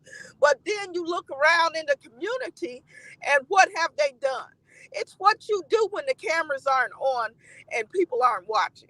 That makes you. So then, if that's the case, then let's talk about this city clerk. So again, we got 6 people. So I mean, people gonna have to decide who they gonna trust to have done anything, you know what I mean, before when the camera's not watching too. That's right. Right? I mean, That the vote. that whittles the number that you have to consider way down, and it may be down to one, but maybe down to one or two, which you can handle, you know, and then you start focusing on those issues that you find important. Right now, we got somebody in the race that couldn't get 400 signatures. I mean, 400 votes. She couldn't win on her own block. Why are you in here confusing the folks? I mean, those are the things. And when you look at a person's character like that, then you can say, let's just move on from them. You have to have done the work. You see what I'm saying? Just jump it out. I'm going to say, what has Michael Rashard done? Well, Michael gonna tell you how he didn't help by working for. I mean, he worked for John Conyers. But I hear you. But this is the thing too. Who's gonna shake Janice Winfrey is really the question, right? Like, who's going to shake her? I want to know what has Janice Winfrey done. But she is the incumbent, and we know that she's likely that she's gonna make it through the primary. Because my point is that these people here have a different base of voters, right? They have a different base of voters, right? And so I just see that splitting the vote. Then it's going to take a lot to be able to get that support from the base voters in the primary. Listen, we all got to agree that our biggest problem in not winning seats are the splitting of the votes. That's our biggest problem. And if we don't resolve that, we get what we get. We continue to get this mess. Period. We keep letting. Well, maybe we need to establish some standards. No, Mike Diesel, no candidate has studied the treaty of 1807. No. Okay, hello. And that, hello, no. Like, I get that you advocate for your people, but I don't think, Mike Diesel, you understand what situation that we are in now. You always want to talk about the platform for Native Americans. We saying that our people don't even know who they voting for. Like, that's a big issue, Mike, in our community. It's like our people don't even know who they're voting for. The lack of education is a big issue. And I'm all for advocating for your people. What percentage do Native Americans make up in the city of Detroit? You take that first, and you have to organize your people around these issues. You can't expect, Black people are 80% of this city, and we don't even get our own doggone platform. That's the problem that we have. You have to organize your people. And it's cool to be passionate about Native Americans, but I'm saying, are you going to organize them to have a platform? I'm sorry. To address some issues? Like, that's the way that this works. But that's not what's going to get us a win and get these other people removed. It's just not. All right, TJ, we about to move on to at large because it's already 9:40. So we got Jermaine Jones. I know he's certified. I'm certified.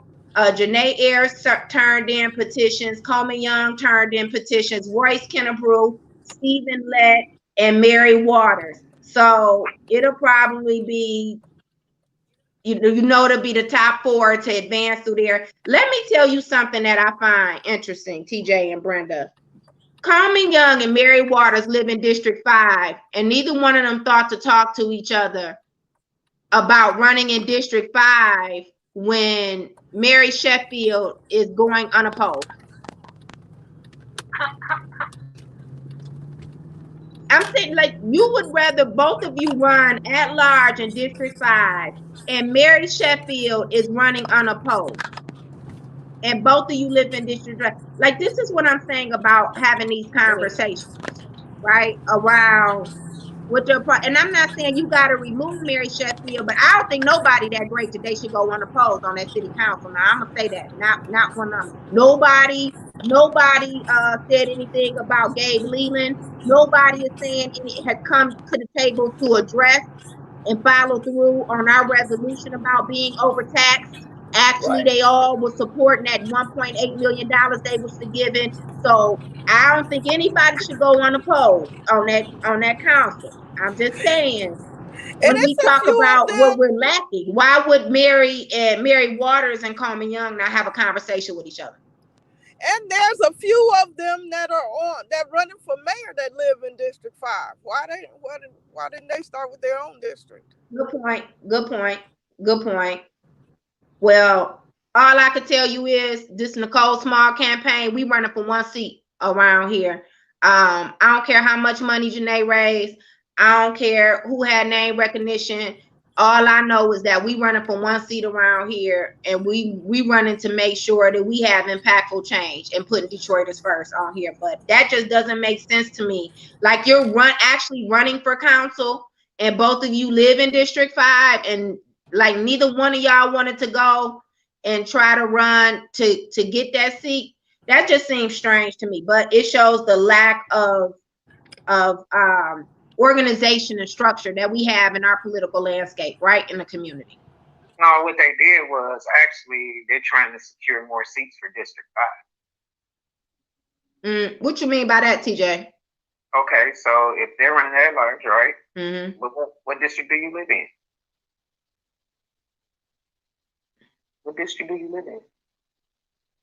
Oh, so you're saying that they want 2 or 3 people on the council for District 5? No, I don't think so. I just think that between Mary Waters and Coleman Young, I don't think that was about them getting more seats on District 5. Like, I hear you. I just think that there's not that political sophistication in our community, really and truly. I guess nobody talks to nobody. Everybody thinks they want to. So we're not collectively running. So this is what you get. I'm just saying, let's just keep it for what. I hear you. I mean, and that means that they haven't talked to the community. But everybody's supposed to be fighting for the same issues. But however, we've been fighting against each other so much, you never miss issues. Like, we just went through a whole thing. At the bottom line is that I don't care who runs for this office. I need you to be informed. I need you to understand the problems. I need you to be able to address the problems when you walk in that office. Don't nobody got time to be playing with nobody. See, that's the thing. We get in here and you be like, okay, if that's what you want to run for, you better be able to tell me everything that happened in that mayor's office. Now, I don't want to hear just about pensions. Right. I want to hear about shit that's happening right now. Yeah. And what are some solutions, I don't care what. Here's the thing. 20 years ago, it ain't going to make no difference because it's done. Yeah. And what are the solutions, though? 20 years ago, that means you was a part of the shit. You didn't change then. But I don't need nobody to tell me that if I done got shot, then I'm bleeding. I need you to fix the problem and stop the bleeding. That's what I need you to do. That's right. See, no, what it is, they walked right over when they knew they would shoot. They ducked and got off the way. Mm-hmm. You understand? Oh, no, I ain't about to fight that fight. And my thing is, we got so many of these activists talking about you fighting the fight, but we ain't completing a damn thing. You know why? Because we easily distracted. That's why. You over here, right on there. If everybody it's so much stuff out here, if everybody stay focused to what they were focused on, then it'd be good. Like, when Ramon and JoJo was going around there doing all that, if y'all had stayed focused on it would have came right back when you got this damn committee, when you got the economic development, you had the mandate in your hands. You had all the information. All of it. Then you jumped over here. When you had them by the balls in the first place. Then I could have respected y'all too.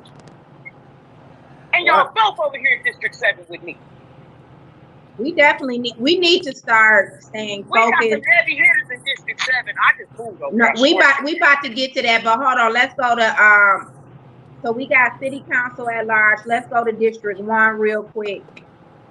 Because probably the top 4 of us probably be me, Coleman, Mary, and Janae, unless one of these other 3 can move one of them out of the seat. We'll see. But here we ain't taking nothing for granted. We gonna run like, look, we not gonna run based off of what people say that they supporting us over here. We running like, look, Brenda Jones still in the race and it's only 1 seat. We not running like it's 2 seats. Let's talk about District 1. James Tate, Quincy Coleman. Did anybody know Quincy Coleman? I don't know him. Nope. And no.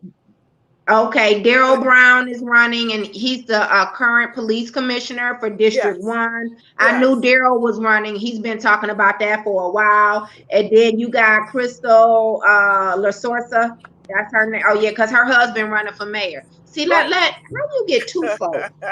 Wait a minute. How you get two people? How both of y'all going? I don't know if people understand what it takes to run a real campaign. Now, District 1 is a large district, a high voting district. Let me say High that, voting right? district, yes. So your wife gonna run with little name recognition, and we don't know Crystal to have been really serving on any campaigns or anything. Then you gonna run for mayor. I mean, these are two big campaigns and two big seats that they're running for.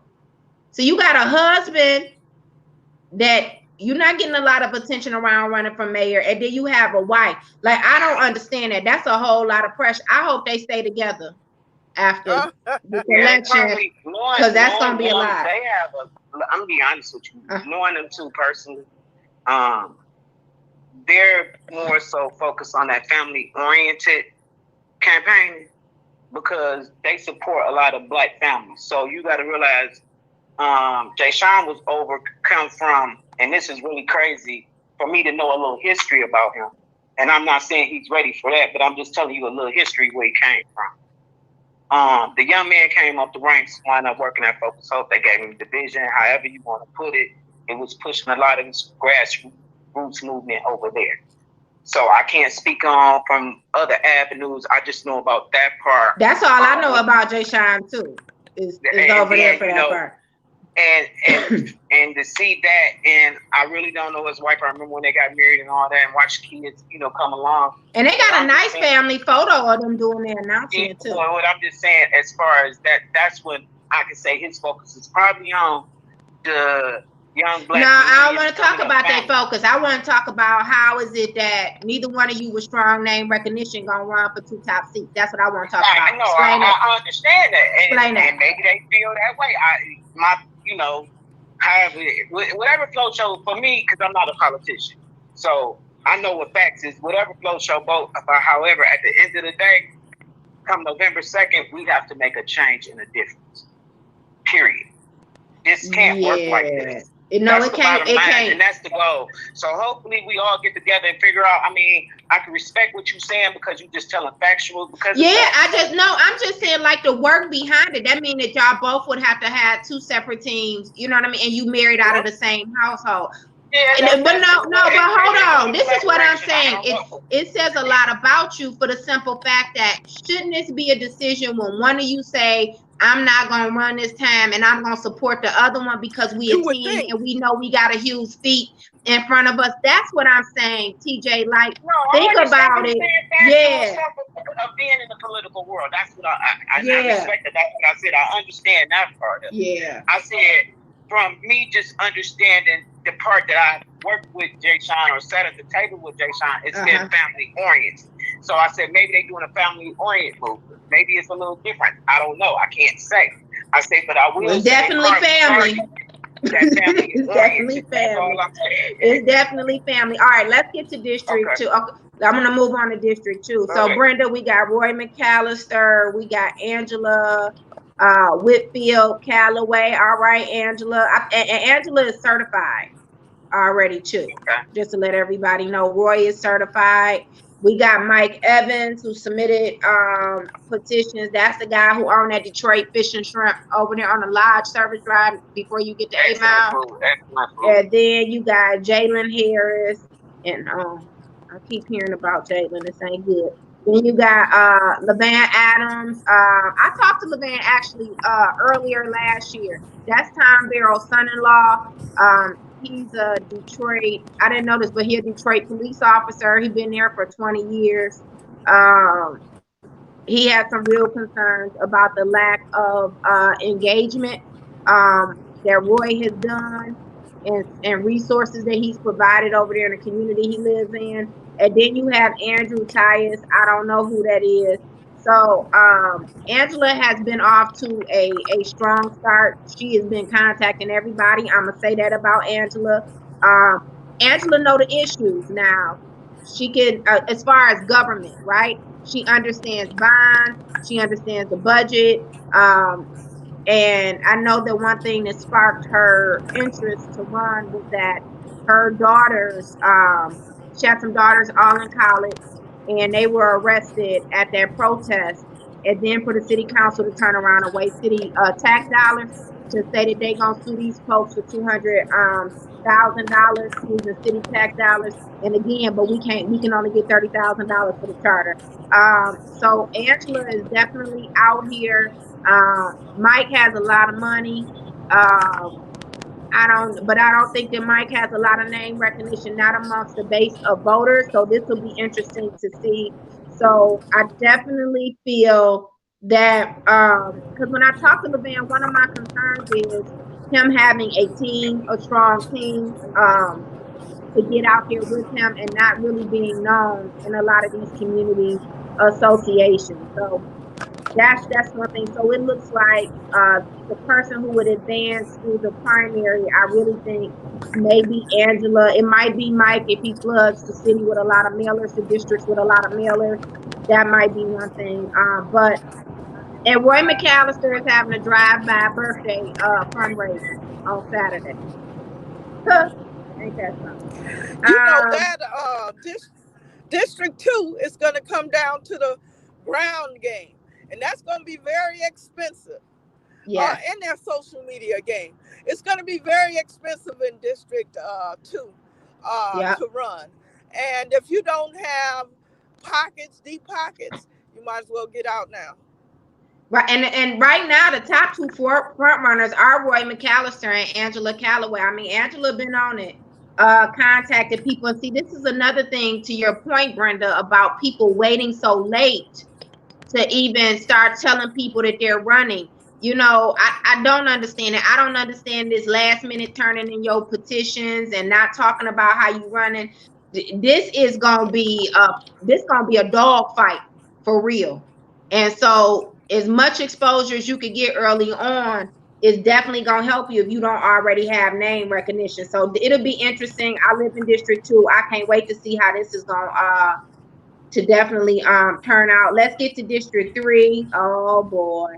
District 3, Scott Benson District. Woo. Well, Scott Benson's district, and I don't even know why he has a chance in hell, but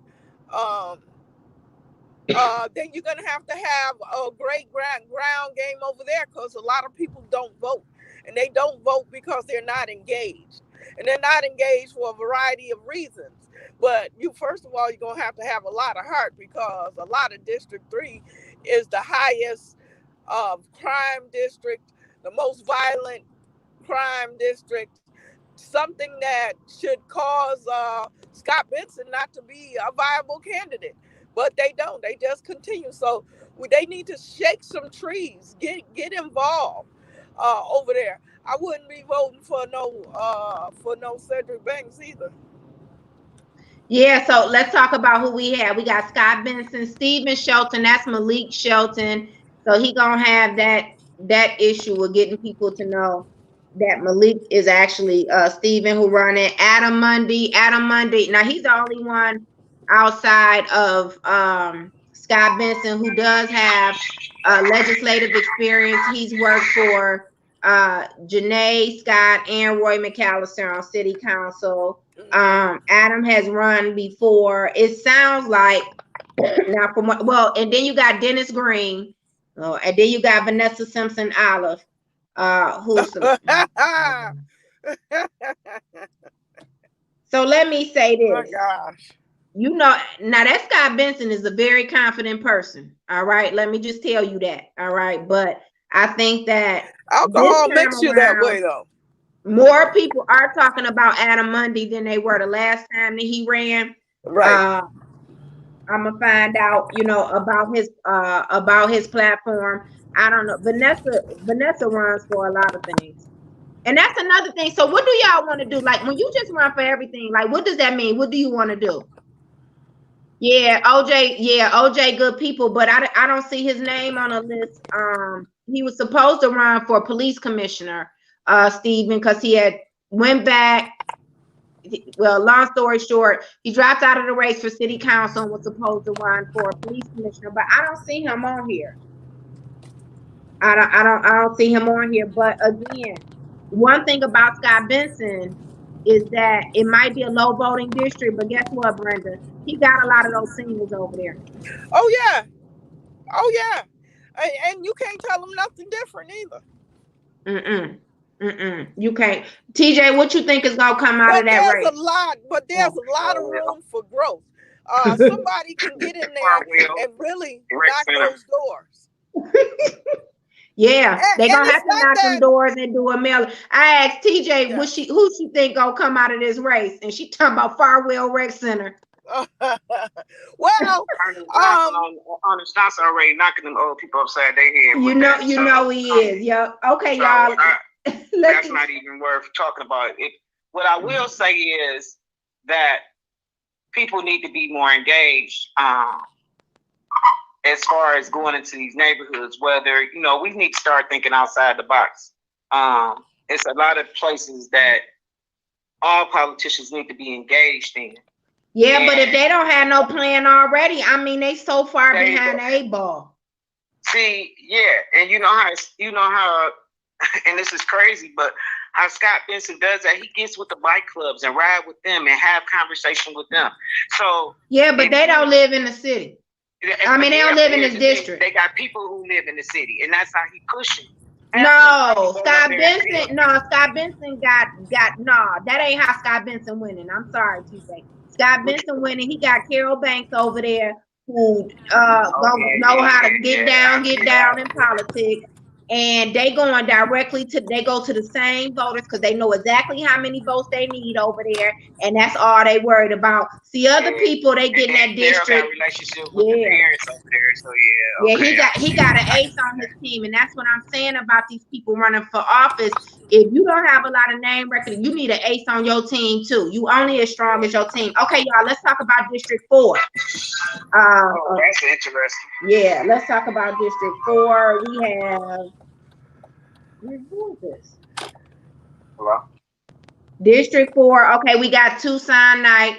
Don't forget now, Tucson Knight is the one who told who made a post about if he would have been over there and Brendan and everybody would have been protesting at his house, he said he'd have turned on a whole sprinkler system and stick the pit bulls on them. Now I don't know now, Tucson, you talking about sticking some pit bulls on some listen, and a lot of them, we had a lot of older black women out there, and that's what you would do. You would stick some pit bulls on some women because they fighting to make sure that we have fair and transparent elections, and you would stick the whole sprinkler system on them. That sounds like what they used to do to us in the civil rights movement because they didn't want us to have the right to vote. And he posted that on Facebook, that's what he would have done. Now, I know that you a strong supporter of Mike Duggan and everything, but you don't say stuff like that. You know what I mean? And that's a problem. You will stick the pit bulls on people out there exercising a constitutional right about wanting fair and transparent elections, and you would have turned on the whole sprinkler system. So that's what I know about Tucson Knight. I know he young, he ambitious, but that don't sit right with me. And some other comments that he has made that I don't like. But he will fight you to death about that, Mike Duggan. Now, Tucson is loyal. And then you have my ML Elric over there in District 4. You got Brother Bomani. He done made the ballot. Virgil Smith. Now, this is the father who's the judge. Letitia Johnson made it. I don't know if they certified. Let me say this: Tucson, Bomani, and ML are all certified. Then Virgil Smith turned in his petitions. Letitia, Ken Snap, Corey Gilchrist. I don't know this Corey Gilchrist, and Davon Reeder. I don't know him either. So let's see who gets certified in this election. But boy, people, y'all big mad about that ML Elric trying to run for city council, aren't you? Yep. They big mad about that. Big mad. Well, come on, big numbers. Yeah, you're right. Come on out in big numbers, but come on, big numbers. But that's a lot of ways to split the vote with Letitia being on the ballot and having Virgil Smith, and then having You got Everybody canned should have just ran snacks. that A game and made the best person win. That's it. Yeah. Come with Well, your A game right, you on point, then people will listen. You come out there with that shenanigans, that's what you gonna get. Yep. Go ahead, Brenda. Then we go to District 7 because we already talked about District 4 is strategic. That whole Grosse Pointe piece and the river properties, that's very strategic. It can't be you get what you get. And that Penske is trying to take over Jeff Chalmers and stuff. So that is a pivotal district. a highly gentrified district, right? Yes, it's the next highest gentrified district opposed to District 5. Okay, let's get to District 7, y'all. You got Regina Ross. She was the first to be certified. I knew Regina had her signatures. I haven't seen anybody else certified, but let me tell you who turned in their petitions. Joanna Underwood, Angie Webb, Fred Durhall Jr., John Bennett. But you know what? They didn't put Junior on this thing. They just have Frederick Durhall. Shouldn't they say Junior on a petition? Is that going to be a problem? He's the third. The third? Oh, he sure is. His father is the second. Okay, well, then you got John Bennett, Erica Muria, Doug Quincy Hyatt. Oh, God. You got Robert Dunlap. I want to talk about that in a minute. Bill Davis, Police Commissioner Bill Davis. Then you got Terrell George, who had ran for a school board, and he was with, I don't know if he was with Unite Here. I don't know if he's still with them. But let me say this. Y'all know, Robert Dunlap is the guy who was we thought was the second runner-up to campaign to submit. What am I trying to say? To apply for Benny Napoleon's position. It was between him and Ray Washington. But I don't think Robert Dunlap got enough. I don't know if he got enough name recognition in District 7. But I'm gonna say this: you look at Angie Webb. I know that she does have some people over there in Cody Rouge area, but I haven't seen her be able to get enough votes. Like, this district is split in all different directions. This race is for District 7. You got Joanna Underwood on the Charter Commission, who was able to garner 60-some thousand votes before. But then you got Fred Durhall, who is more well known throughout that district.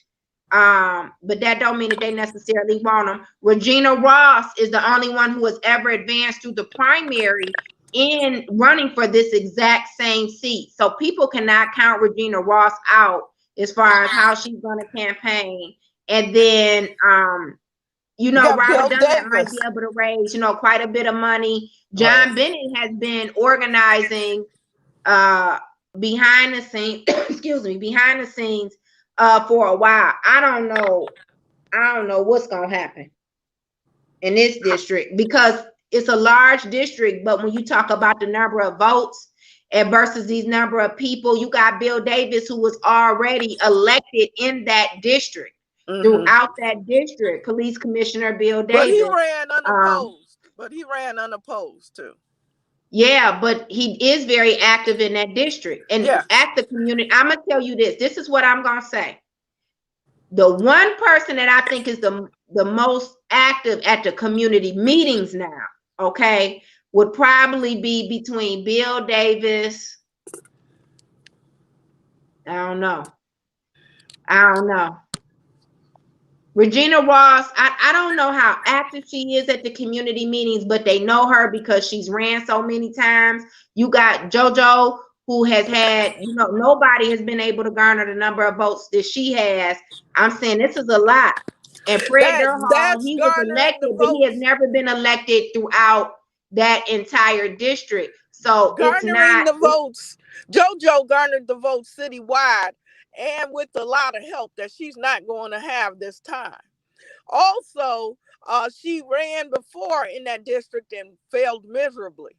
So, and she was behind the campaign to get rid of Gabe Leland and failed.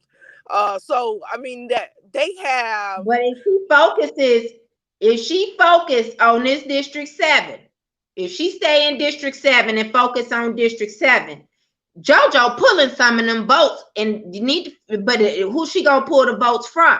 That's See, this is what I'm saying. Like this district is split up a lot of different ways. It is. It is. You got it's split up a lot of different ways. You have a lot of highly educated folks over there, especially in the aviation district and stuff. But you have a lot of union workers over in that area too. And Bill, you know, that's true. That is true about that district. And the Bill Davis is the one who caters to them all the time with and also Regina Ross, like you said, has been around, and she has the sneakiest person in politics, you know. Out there. But you know, Regina campaigned quietly too. You haven't heard a lot from her or anything, and it makes me believe that she has a list of voters that she's targeting, and she just gonna stick with that base of voters. So she knows how to campaign. You can't take that away from her. She knows how to campaign, and she knows how to get the money she needs as well. So I believe. Well, what about John Bennett? I don't know. He's gone radio silent lately, but he has a bunch of negatives. Women don't particularly care for him. And that comment he made about the women police officers being hoes or whatever. Yes, and the fact he's gonna have to address that. He is gonna have to address that. He also worked with Officer Weekly on the Core Report, which Craig summarily dismissed. But however, Officer Weekly is the one who killed Ayanna Jones. Yeah.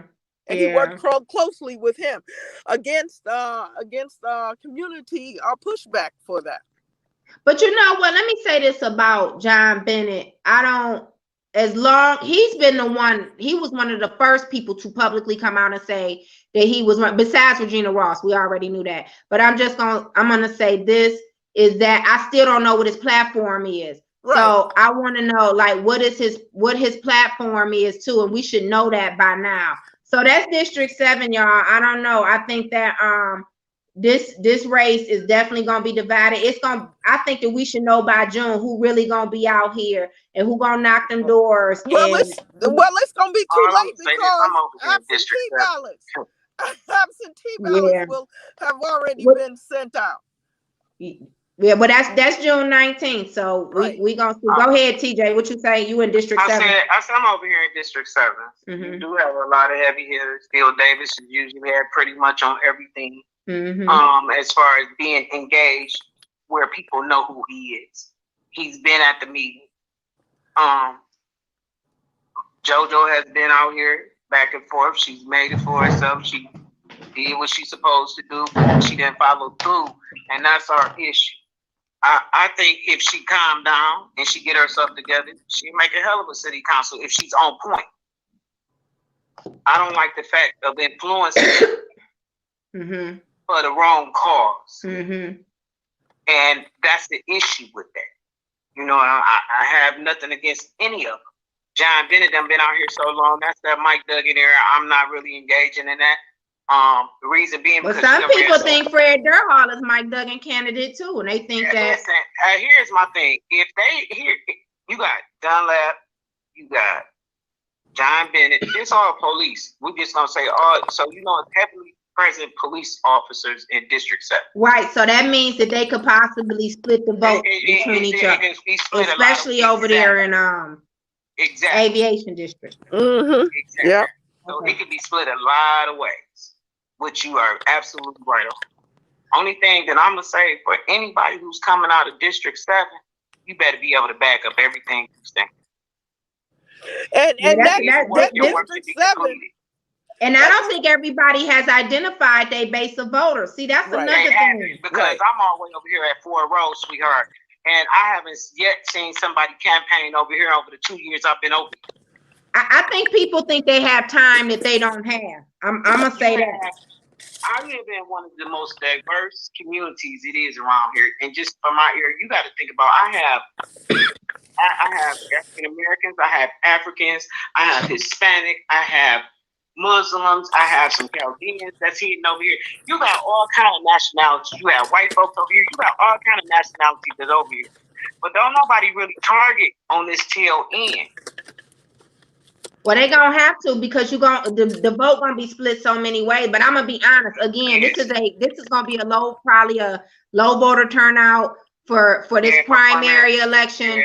And I'm not gonna tell people what their strategy should be. I'm just gonna say this: you need to be clear about who's who, about who your voter base is. You need to be clear about who your voter base is and how to garner those votes. All right, I want to talk about this real quick. Let's go to this police commission.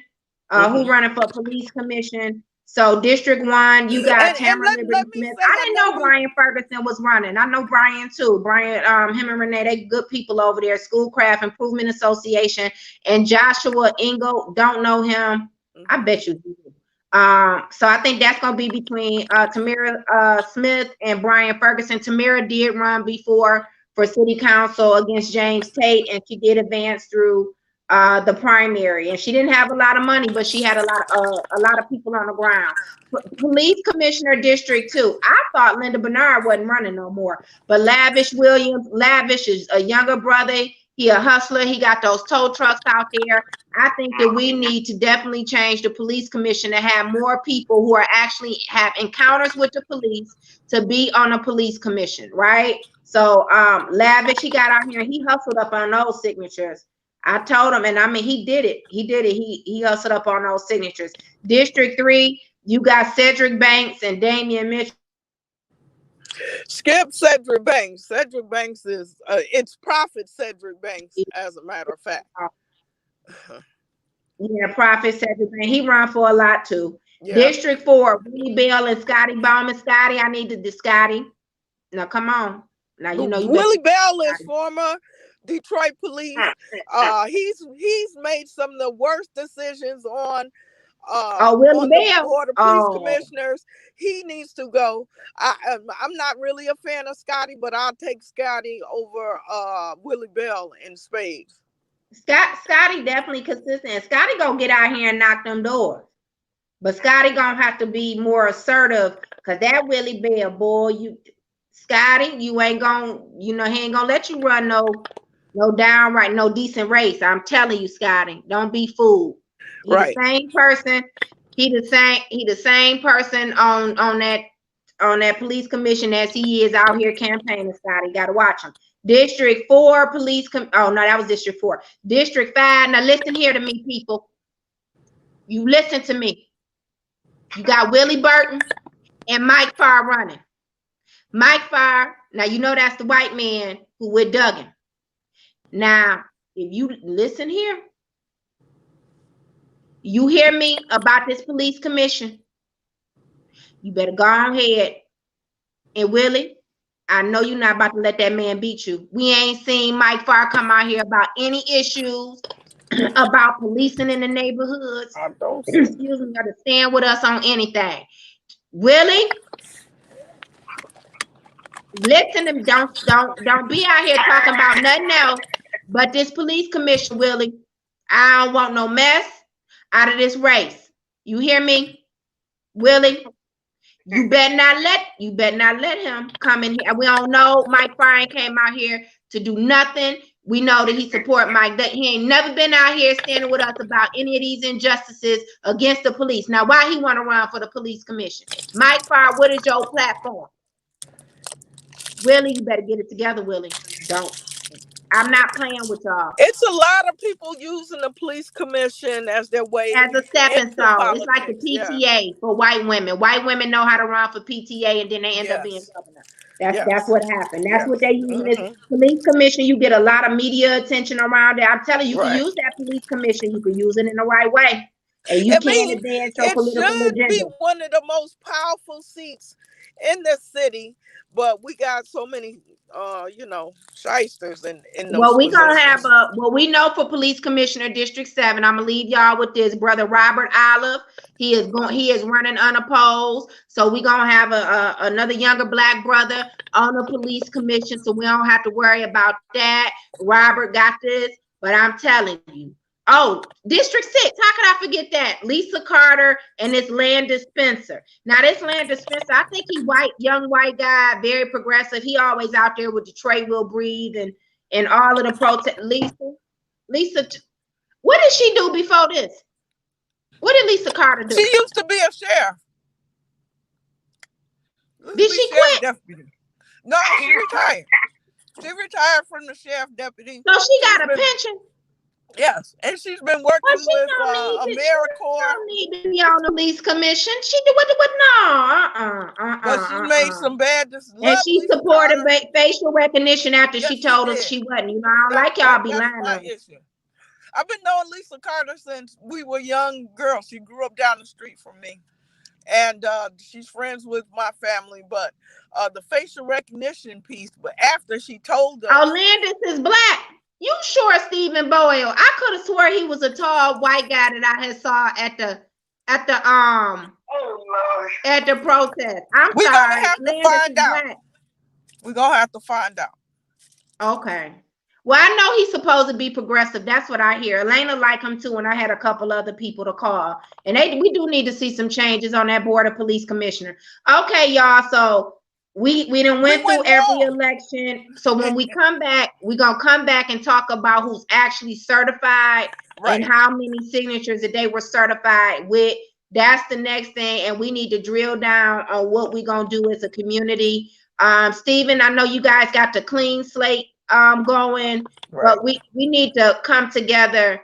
And okay, Byron said Landis is black and he is a young guy. Okay, I need him to be more visible, y'all. I need Landis to be more visible so we can push him. Yep.